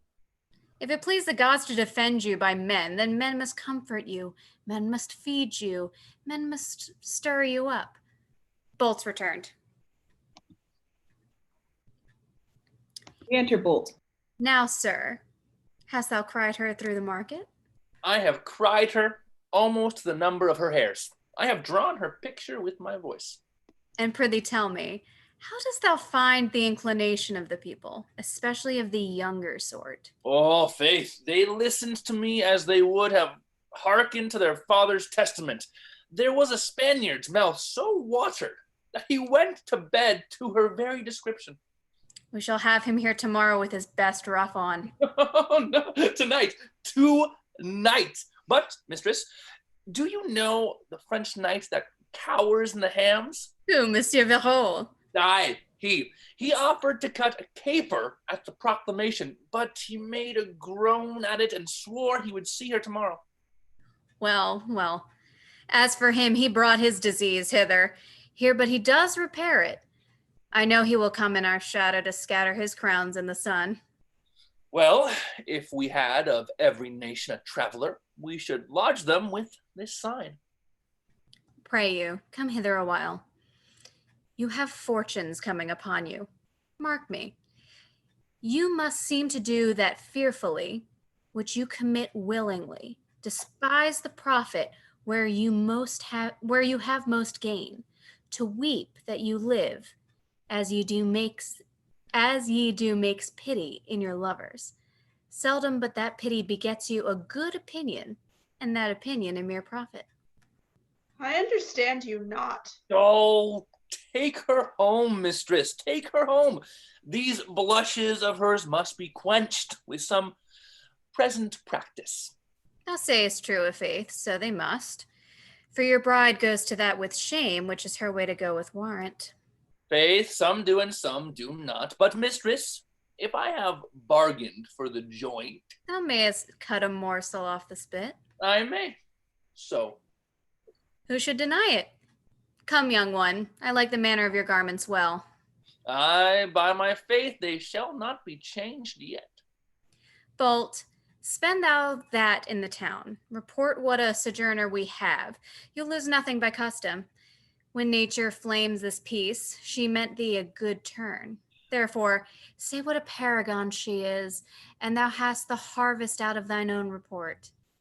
I warrant you, mistress, thunder shall not so awake the bed of eels as my giving out her beauty stir up the lewdly inclined. I'll bring home some tonight. Come your ways. Follow me. Fires be hot, knives sharp, or waters deep. Untied I still my virgin knot will keep. Diana, aid my purpose. What have we to do with Diana? Pray you, will you go with us? Exit scene 3, Tarsus, a room in Cleon's house. Enter Cleon and Dionysa. Why, are you foolish? Can it be undone? Oh, Dionysa, such a piece of slaughter the sun and moon ne'er looked upon. I think you'll turn a child again. Were I chief lord of all this spacious world, I'd give it to undo the deed. Oh, lady, much less in blood than virtue, yet a princess to equal any single crown of the earth to the justice of compare. Oh, villain Leonine, whom thou hast poisoned too. If thou hadst drunk to him, it had been a kindness becoming well thy fact. What canst thou say when noble Pericles shall demand his child? That she is dead. Nurses are not the fates to foster it, nor ever to preserve. She died at night. I'll say so. Who can cross it?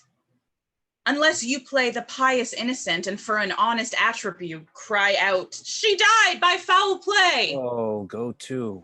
Well, well, of all the faults beneath the heavens, the gods do like this worst. Be one of those that think the petty wrens of Tarsus will fly hence, and open this to Pericles. I do shame to think of what a noble strain you are, and how coward a spirit. To such proceeding, whoever but this approbation added, though not his prime consent, he did not flow from honorable sources. Be it so then. Yet none does know but you how she came dead, nor none can know, Leonine being gone. She did disdain my child, and stood between her and her fortunes. None would look on her, but cast their gazes on Marina's face, whilst ours was blurted at, and held a malkin not worth the time of day. It pierced me through, and though you call my course unnatural, you not your child well-loving, yet I find it greets me as an enterprise of kindness performed to your sole daughter. Heavens forgive it. And as for Pericles, what should he say? We wept after her hearse, and yet we mourn. Her monument is almost finished, and her epitaphs in glittering golden characters express a general praise to her, and care in us at whose expense 'tis done. Thou art like the harpy, which to betray dost with thine angel's face seize with thine eagle's talons. You are like one that superstitiously doth swear to the gods that winter kills the flies, but yet I know you'll do as I advise. Scene 4, enter Gower before the monument of Marina at Tarsus. Thus time we waste, and longest leagues make short. Sail seas and cockles have an wish for it, making to take your imagination from bourne to bourne, region to region. By you being pardoned, we commit no crime to use one language in each several clime where our scenes seem to live. I do beseech you to learn of me, who stands in the gaps to teach you the stages of our story. Pericles is now again thwarting the wayward seas, attended on by many a lord and knight, to see his daughter, all his life's delight. Old Escanes, whom Helicanus late advanced in time to great and high estate, is left to govern. Bear you it in mind, old Helicanus goes along behind. Well sailing ships and bounteous winds have brought this king to Tarsus. Think his pilot thought, so with his steerage shall your thoughts grow on, to fetch his daughter home, who first is gone. Like motes and shadows, see them move a while, your ears unto your eyes I'll reconcile. Enter Pericles at one door with all his train, Cleon and Dionysa at the other. Cleon shows Pericles the tomb, whereat Pericles makes lamentation, puts on sackcloth, in a mighty passion departs. Then exeunt Cleon and Dionysa. See how belief may suffer by foul show. This borrowed passion stands for true old woe, and Pericles, in sorrow all devoured, with sighs shot through and biggest tears o'ershowered, leaves Tarsus and again embarks. He swears never to wash his face nor cut his hairs. He puts on sackcloth and to sea. He bears a tempest which his mortal vessel tears, and yet he rides it out. Now please you wit, the epitaph is for Marina writ by wicked Dionysa. Read the inscription on Marina's monument. The fairest, sweetest, and best lies here, who withered in her spring of year. She was of Tyrus, the king's daughter, on whom foul death hath made this slaughter. Marina she was called, and at her birth, Thetis being proud, swallowed some part of the earth. Therefore the earth, fearing to be o'erflowed, hath Thetis's birth child on the heavens bestowed. Wherefore she does, and swears she'll never stint, make raging battery upon shores of flint. No visor does become black villainy so well as soft and tender flattery. Let Pericles believe his daughter's dead, and bear his courses to be ordered by Lady Fortune, while our scene must play his daughter's woe, and heavy well-a-day in her unholy service. Patience then, and think you now are all in Mytilene. Exit. Scene 5, Mytilene, a street before the brothel. Enter from the brothel 2 gentlemen. Did you ever hear the like? Ooh, no, nor never shall do in such a place as this, she being once gone. Huh. But to have divinity preached there, did you ever dream of such a thing? No, no, come, I am no more for bawdy houses. Shall's go hear the Vestal sing? I'll do anything now that is virtuous, but I am out of the road of rutting forever. Exit. Scene 6, the same, a room in the brothel. Enter Pander, Bod, and Bolt. Well, I had rather than twice the worth of her. She had ne'er come here. Fie. Fie upon her. She's able to freeze up the god Priapus and undo a whole generation. We must either get her ravaged or be rid of her. When she should do for clients her fitment and do me quick the kindness of our profession, she has me her quirks, her reasons, her master reasons, her prayers, her knees, that she would make a Puritan of the devil if he should cheapen a kiss of her. Faith, I must ravish her, or she'll disfurnish us of all our cavaliers and make our swearers priests. The pox upon her green sickness for me. Faith, there's no way to be rid on it but by the way to the pox. Here comes the Lord Lysimachus disguised. We should have both lord and loan, if the peevish baggage would but give way to customers. Enter Lysimachus. How now? How a dozen of virginities? Now the gods to bless your honor. I am glad to see your honor in good health. You may so. 'Tis the better for you that your resorters stand upon sound legs. How now? Wholesome inquiry of you, that a man may deal with all, and defy the surgeon. We have one here, sir, if she would, but there never came her like in Mytilene. If she'll do the deed of darkness, thou wouldst say. Your honor knows what 'tis to say well enough. Well, call forth. For flesh and blood, sir, white and red, you shall see a rose. And she were a rose indeed, if she had but... What, prithee?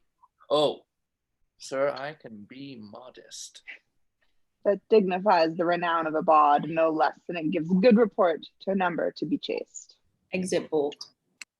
Here comes that which grows to the stalk, never plucked yet, I can assure you. Re-enter Bolt with Marina. Is she not a fair creature? Faith. She would serve after a long voyage at sea.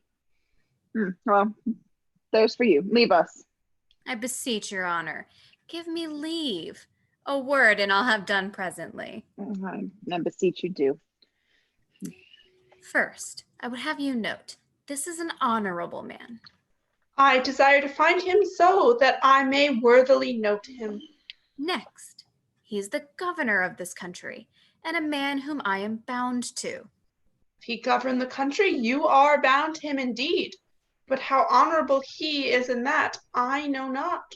Pray you, without any more virginal fencing, will you use him kindly? He will line your apron with gold. What he will do graciously, I will thankfully receive. Have you done? My lord, she's not paced yet. You must take some pains to work her to your manage. Come, we will leave his honor and her together. Go thy ways. Exit Bod, Pander, and Bolt. Now, pretty one. How long have you been at this trade? What trade, sir? Why, I cannot name, but I shall offend. I cannot be offended with my trade. Please you to name it. How long have you been of this profession? Ever since I can remember. Did you go toot so young? Were you a gamester at 5 or 7? Earlier too, sir, if now I be one. Well, why the house you dwell in proclaims you to be a creature of sail. Do you know this house to be a place of such resort, and will come into it? I hear say you are of honorable parts, and are the governor of this place. Why, hath your principal made known unto you who I am? Who is my principal? Why, your herb woman, she that sets seeds and roots of shame and iniquity. You have heard something of my power, and so stand aloof for more serious wooing. But I protest to thee, pretty one, my authority shall not see thee, or else look friendly upon thee. Come, bring me to some private place. Come, come. If you were born to honor, show it now. If put upon you, make the judgment good that thought you worthy of it. How's this? How's this? Some more, be sage. For me, that am a maid, though most ungentle fortune have placed me in this sty, where since I came diseases have been sold dearer than physic. Oh, that the gods would set me free from this unhallowed place, though they did change me to the meanest bird that flies in the pure air.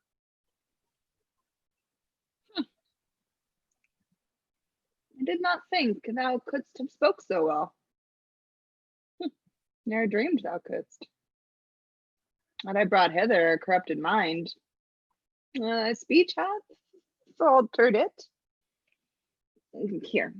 Here's gold for thee. Persevere in that clear way thou goest, and the gods strengthen thee. The good gods preserve you.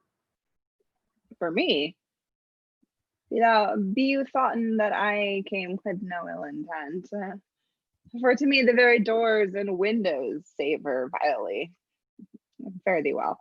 Thou art a piece of virtue, and I doubt not but thy training hath been noble.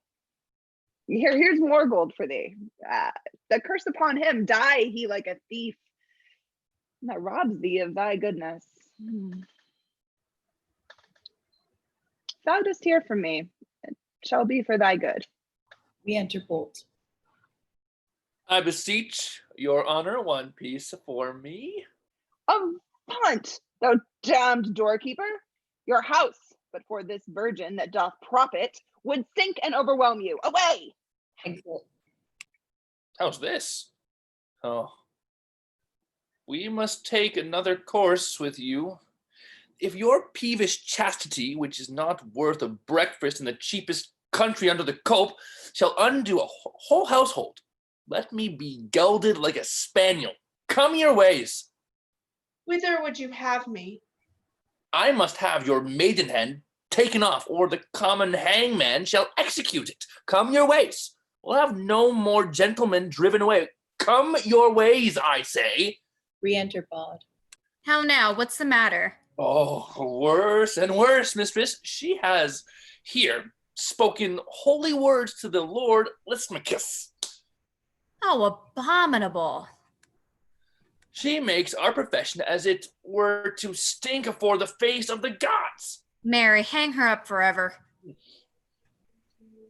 The nobleman would have dealt with her like a nobleman, and she sent him away as cold as a snowball, saying his prayers too. Bolt, take her away. Use her at thy pleasure. Crack the glass of her virginity and make the rest malleable. And if she were a thornier piece of ground than she is, she shall be plowed. Hark, you gods. He conjures, away with her. What that she never had come within my doors. Mary, hang you. She's born to undo us. Will you not go the way of womankind? Mary, come up, my dish of chastity with rosemary and bays. Come, mistress, come your ways with me. Whither wilt thou have me? To take from you the jewel you hold so dear. Prithee, tell me one thing first. Come now, your one thing. What canst thou wish thine enemy to be? Why, I could wish him to be my master, or rather, my mistress. Neither of these are so bad as thou art, since they do better thee in their command. Thou holdst a place for which the painest fiend of hell would not in reputation change. Thou art the damned doorkeeper to every coistrel that comes inquiring for a tib. To the choleric fisting of every rogue thy ear is liable. Thy food is such as hath been belched on by infected lungs. What would you have me do? Go to the wars, would you? Where a man may serve 7 years for the loss of a leg, and have not money enough in the end to buy him a wooden one? Do anything but this thou doest. Empty old receptacles or common shores of filth serve by indenture to the common hangman. Any of these ways are yet better than this. For what thou professest, a baboon, could he speak, would own a name too dear. Oh, that the gods would safely deliver me from this place. Here's gold for thee. If that thy master would gain by thee, proclaim that I can sing, weave, sew, and dance with other virtues, which I'll keep from boast, and I will undertake all these to teach. I doubt not but this populous city will yield many scholars. But can you teach all this you speak of? Prove that I cannot. Take me home again and prostitute me to the basest groom that doth frequent your house. Well, I will see what I can do for thee. If I can place thee, I will. But among honest women. Faith, my acquaintance lies little amongst them. But since my master and mistress have bought you, there's no going but by their consent. Therefore, I will make them acquainted with your purpose, and I doubt not but I shall find them tractable enough. Come, I'll do for thee what I can. Come your ways. Exit. Act 5, enter Gower. Marina thus the brothel scapes, and chances into an honest house, our story says. She sings like one immortal, and she dances as goddess-like to her admired lays. Deep clerks she dumbs, and with her needle composes nature's own shape of bud, bird, branch, or berry, that even her art sisters the natural roses. Her inkle silk twin with the rubied cherry, that pupils lacks she none of noble race, who pour their bounty on her, and her gain she gives the cursed bawd. Here we her place, and to her father turn our thoughts again, where we left him on the sea. We there him lost, whence, driven before the winds, he is arrived here where his daughter dwells. And on this coast, suppose him now at anchor. The city strived gods Neptune's annual feast to keep, from whence Lysimachus our Tyrian ship espies, his banners sable, trimmed with rich expense, and to him in his barge with fervor hies. In your supposing, once more put your sight of heavy Pericles. Think this his bark, where what is done in action, more, if might, shall be discovered. Please you, sit and hark. Exit. Scene 1, on board Pericles' ship off Mytilene. A close pavilion on deck with a curtain before it. Pericles within it, reclined on a couch. A barge lying beside the Tyrian vessel. Enter 2 sailors, one belonging to the Tyrian vessel, the other to the barge. To them, Helicanus. Where is Lord Helicanus? He can resolve you. Oh, here he is. Sir, there's a barge put off from Mytilene, and in it is Lysicamus, the governor, who craves to come aboard. What is your will? that he have his. Call up some gentlemen. Oh, gentlemen, my lord calls. Enter 2 or 3 gentlemen. Oh, mm-hmm. Oh, doth your lordship call? Gentlemen, there's some of worth would come aboard. I pray ye, greet them fairly. The gentlemen and the 2 sailors descend and go on board the barge. Enter from thence Lysimachus and lords with the gentlemen and 2 sailors. Sir, this is the man that can, and ought you would, resolve you. Hail, reverend sir. The gods preserve you. And you, sir, to outlive the age I am, and die as I would do. You wish me well. Being on shore, honoring of Neptune's triumphs, seeing this goodly vessel ride before us, I made to it, to know whence you are. First, what is your place? I am the governor of this place you lie before. Sir, our vessel is of Tyre. In it, the king. A man who for this 3 months hath not spoken to anyone, nor taken sustenance, but to prorogue his grief. Upon what ground is his temperature? 'Twould be too tedious to repeat, but the main grief springs from the loss of a beloved daughter and a wife. May we not see him? You may, but bootless is your sight. He will not speak to any. Yet let me obtain my wish. Behold him. Pericles This was a goodly person, till the disaster that one mortal night drove him to this. Sir King, all hail. The gods preserve you. Hail, royal sir. It is in vain. He will not speak to you. Sir, we have a maid in Mytilene. I durst wager would win some words of him. 'Tis well bethought. She questionless with her sweet harmony and other chosen attractions would allure and make a battery through his deafened parts, which now are midway stopped. She is all happy as the fairest of all, and with her fellow maids now upon the leafy shelter that abuts against the island side.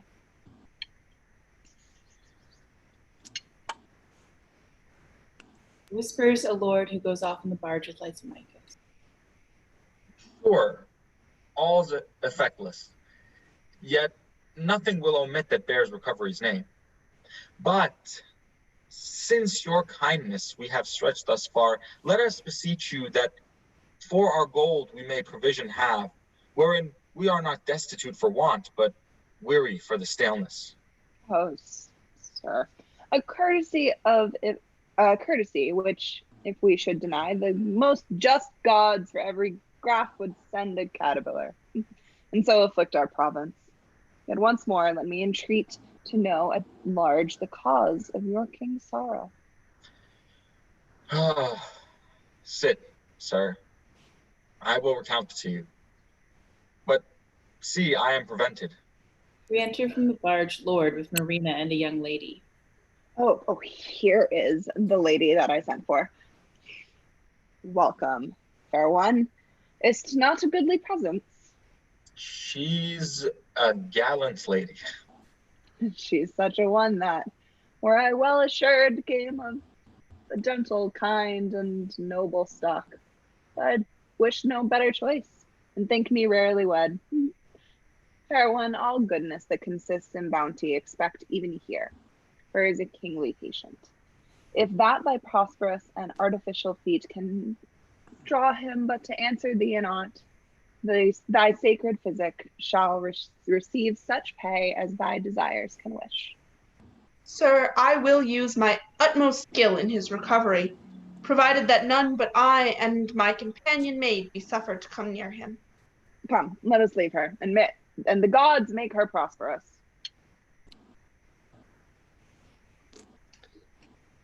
Marina sings. No. Mark T, her music? No, nor looked on us. Huh. See, she will speak to him. Hail, sir. My lord, lend ear.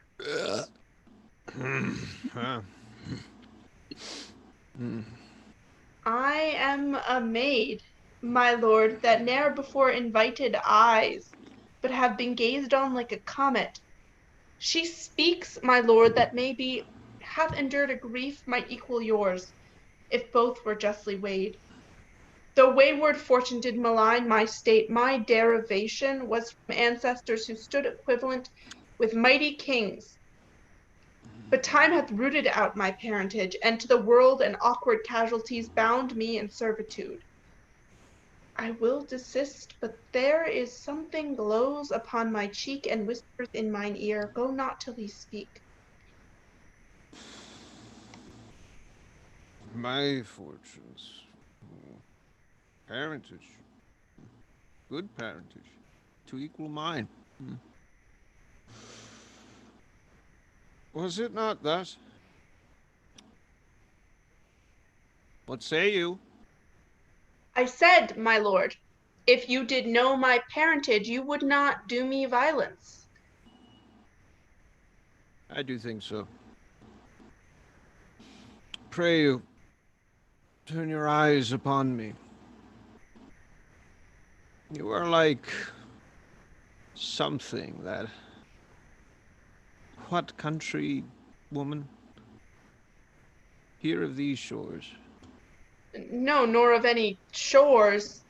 Yet I was mortally brought forth, and am no other than I appear. I am great with woe, and shall deliver weeping. My dearest wife was like this maid, and such a one my daughter might have been. My queen's square brows, her stature to an inch, is wand-like straight, as silver-voiced, her eyes is jewel-like, encased as richly. In pace, another Juno, who starves the ears she feeds, and makes them hungry, the more she gives them speech. Where do you live? Where I am but a stranger. From the deck you may discern the place. Where were you bred? And how achieved you these endowments, which make more rich to owe? If I should tell my history, it would seem like lies disdained in the reporting.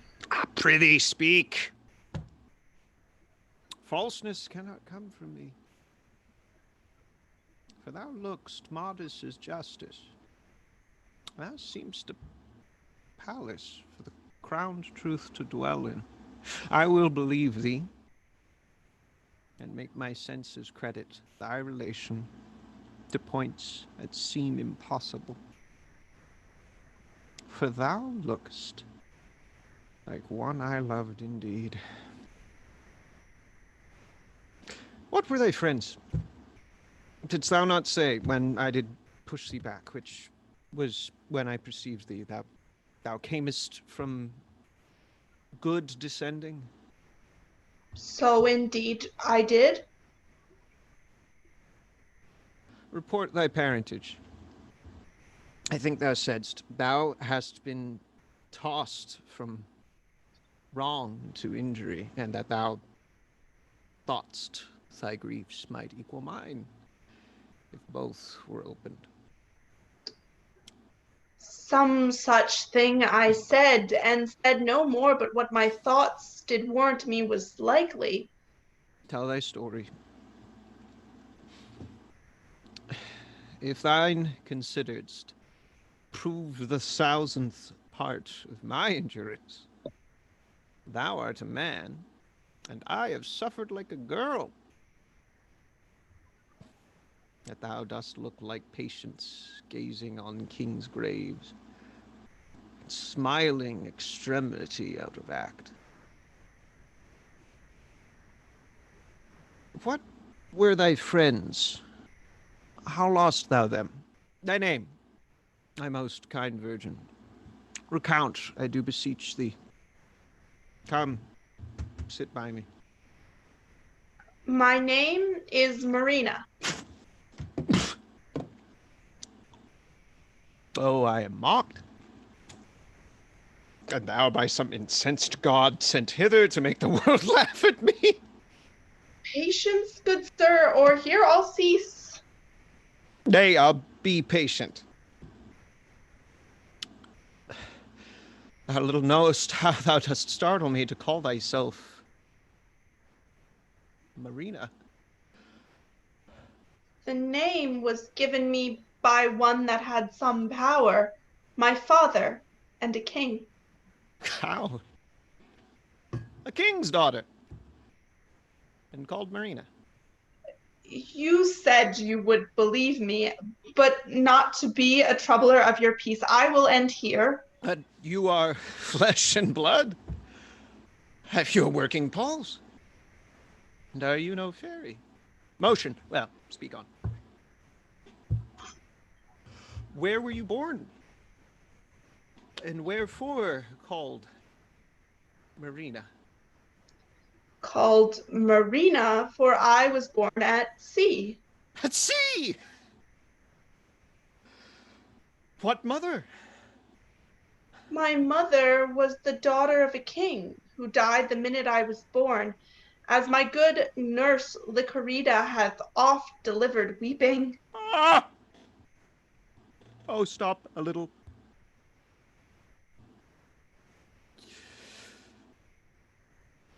This is the rarest dream that ere dull sleep did mock sad fools withal. This cannot be. My daughter's buried. Well, where were you bred? I'll hear you more to the bottom of your story and never interrupt you. You scorn. Believe me, 'twere best I did give o'er. I believe you by the syllable of what you shall deliver. Yet give me leave. How camest you in these parts? Where were you bred? The king, my father, did in Tarsus leave me, till cruel Cleon, with his wicked wife, did seek to murder me. And having wooed a villain to attempt it, who, having drawn to do it, a crew of pirates came and rescued me, brought me to Mitylene. But, good sir, whither will you have me? Why do you weep? It may be you think me an impostor. No, good faith, I am the daughter to King Pericles, if good King Pericles be.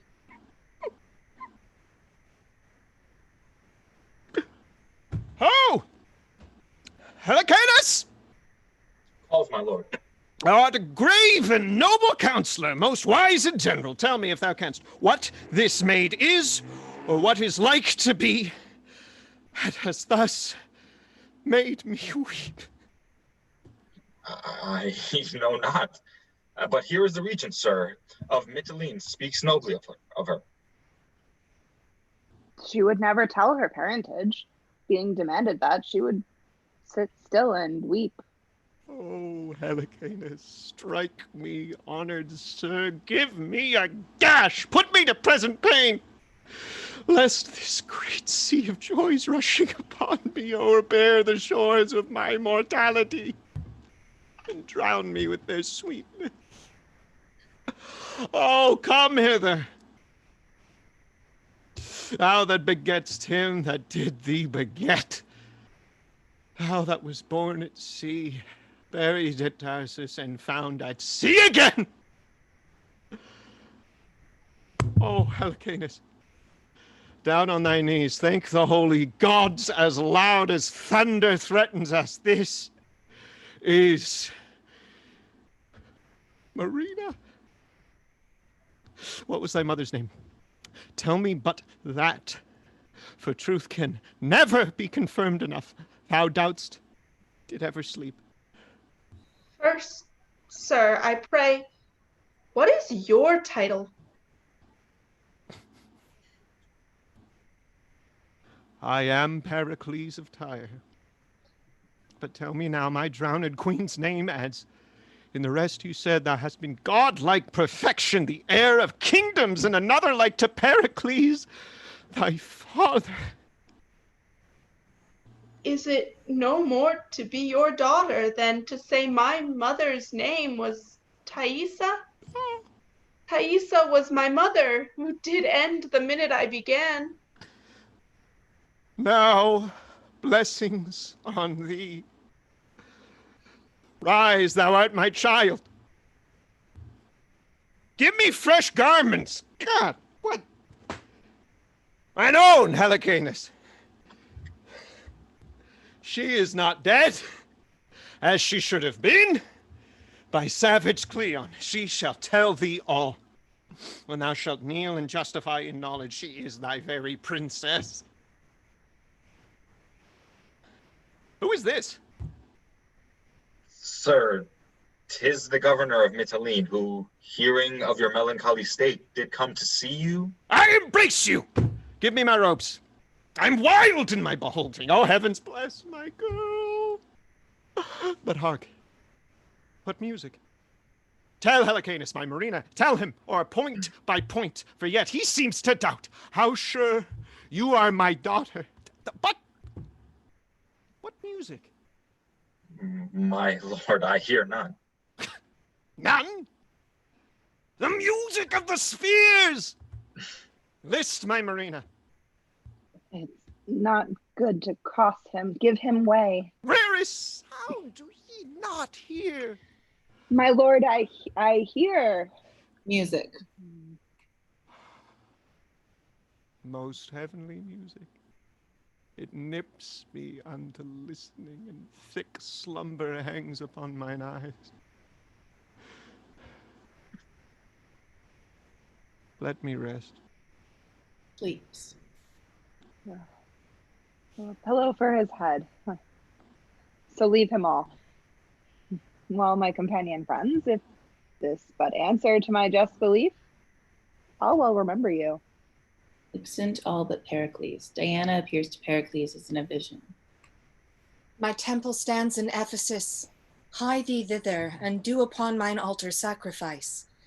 There, when my maiden priests are met together before the people all, reveal how thou at sea didst lose thy wife, to mourn thy crosses with thy daughters call, and give them repetition to thy life, or perform my bidding, or thou livest in woe. Do it, and happy by my silver bow, awake and tell thy dream. Disappears. Celestial Diane, goddess Argentine, I will obey thee. Helicanus! We enter Helicanus, Lysimachus, and Marina. Sir? My purpose was for Tarsus, there to strike the inhospitable Cleon, but I am for other service first. Towards Ephesus. Turn our blown sails. Eftsoons, I'll tell thee why. Shall we refresh us, sir, upon your shore, and give you gold for such provision as our intents will need? Sir, with all my heart.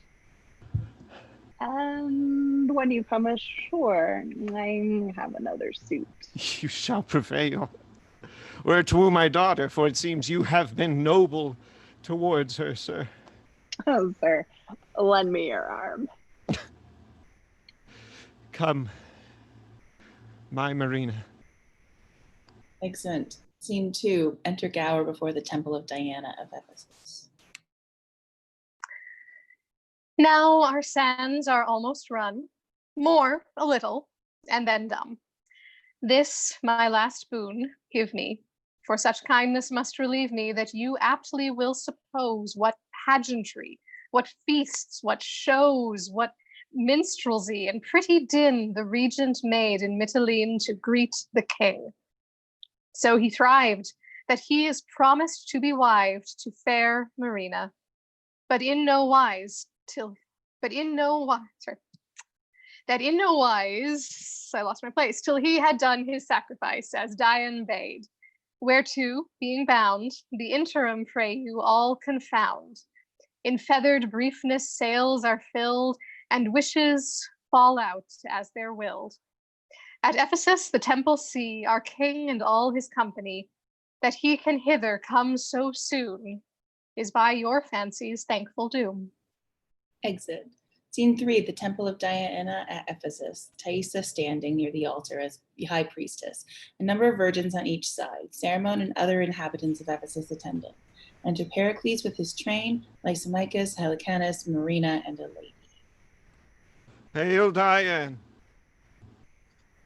To perform thy just command, I here confess myself king of Tyre, who frighted from my country did wed at Pentapolis the fair Thaisa. At sea in childbed died she, but brought forth a maid child called Marina, who, O goddess, wears yet thy silvery livery. She at Tarsus was named with Cleon, who at 14 years he sought to murder, but her better stars brought her to Mytilene. 'Gainst those shore riding her fortunes, brought the maid aboard us, whereby our own most clear remembrance she made known herself my daughter. Voice and favor, you are, oh, Royal Pericles. What means the nun? She dies! Help, gentlemen! Noble sir, if you have told Diana's altar true, this is your wife. Reverend appearer, no. I threw her overboard with these very arms. Upon this coast, I warrant you? 'Tis most certain. Look to the lady. Oh, she's but overjoyed. Early in blustering morn, this lady was thrown upon the shore. I opened the coffin, found there rich jewels, recovered her, and placed her here in Diana's temple. May we see them? Great sir, they shall be brought you to my house, whither I invite you. Look, Thaisa is recovered. Oh, let me look. If he be none of mine, my sanctity will to my sense bend no licentious ear, but a curvet spite of seeing. Oh, my lord, are you not Pericles? Like him you spake, like him you are. Did you not name a tempest, a birth, and death? The voice of dead Thaisa. That Thaisa am I, supposed dead and drowned. Immortal Diane! Now I know you better. When we with tears parted Pentapolis, the king my father gave you such a ring. Shows ring. This, no more, you gods, you present kindness makes my past miseries sports. You shall do well, that on the touching of her lips I may melt and no more be seen. Oh, come, be buried a second time within these arms. My heart leaps to be gone into my mother's bosom. Kneels to Thaisa. Look who kneels here. Flesh of thy flesh, Thaisa. Thy burden at the sea. And called Marina, for she was yielded there. Blessed in my own. Hail, madam, and my queen. I know you not. You have heard me say when I did fly from Tyre, I left behind an ancient substitute. Can you remember what I called the man? I have named him oft. 'Twas Helicanus then. Still confirmation. Embrace him, dear Thaisa. This is he. Now do I long to hear how you were found, how possibly preserved, and who to thank besides the gods for this great miracle. Lord Cerimon, my lord, this man through whom the gods have shown their power, that can from first to last resolve you. Reverend sir, the gods can have no mortal officer more like a god than you. will you deliver how this dead queen relives? I will, my lord. Beseech you, first go with me to my house, where shall be shown you all was found with her. How she came placed here in the temple, no needful thing omitted. Pure Diane, bless thee for thy vision. I will offer night oblations to thee. Thaisa, this prince, the fair betrothed of your daughter, shall marry her at Pentapolis. And now this ornament makes me look dismal. I will clip to form, and what this 14 years no razor touched to grace thy marriage day, I'll beautify. Lord Saramon hath letters of good credit, sir. My father's dead. Heavens, make a star of him. It there, my queen, will celebrate their nuptials, and ourselves will in that kingdom spend our following days. Our son and daughter shall in Tyrus reign. Lord Saramon, we do our longing stay to hear the rest untold. Sir, leads the way. Exeunt. Enter Gower. In Antiochus and his daughter, you have heard of monstrous lust, the due and just reward. In Pericles, his queen and daughter seen, although assailed with fortune fierce and keen, virtue preserved fell from fell destruction's blast, led on by heaven and crowned with joy at last. In Helicanus may you well descry a figure of truth, of faith, of loyalty. In Reverend Saramon there well appears the worth that learned charity aye wears. For wicked Cleon and his wife, when fame had spread their cursed deed and honored name of Pericles, to rage the city turn, that him and his they in his palace burn. The gods for murder seemed so content to punish them, although not done, but meant. So, on your patience evermore attending, new joy wait on you. Here, our play has ending. Thanks. The end. Yay. What a show. Woo! Oh my god. For he is a pirate king. He is a Robin the Pirate King. And it is a glorious thing to be a pirate king. It is hurrah for the Pirate King, hurrah for the Pirate King. Oh, God. Did you expect them to pick it up, or did you think you were just singing into the book? This is a Gilbert. Never expect anything. Fine then. Marina should have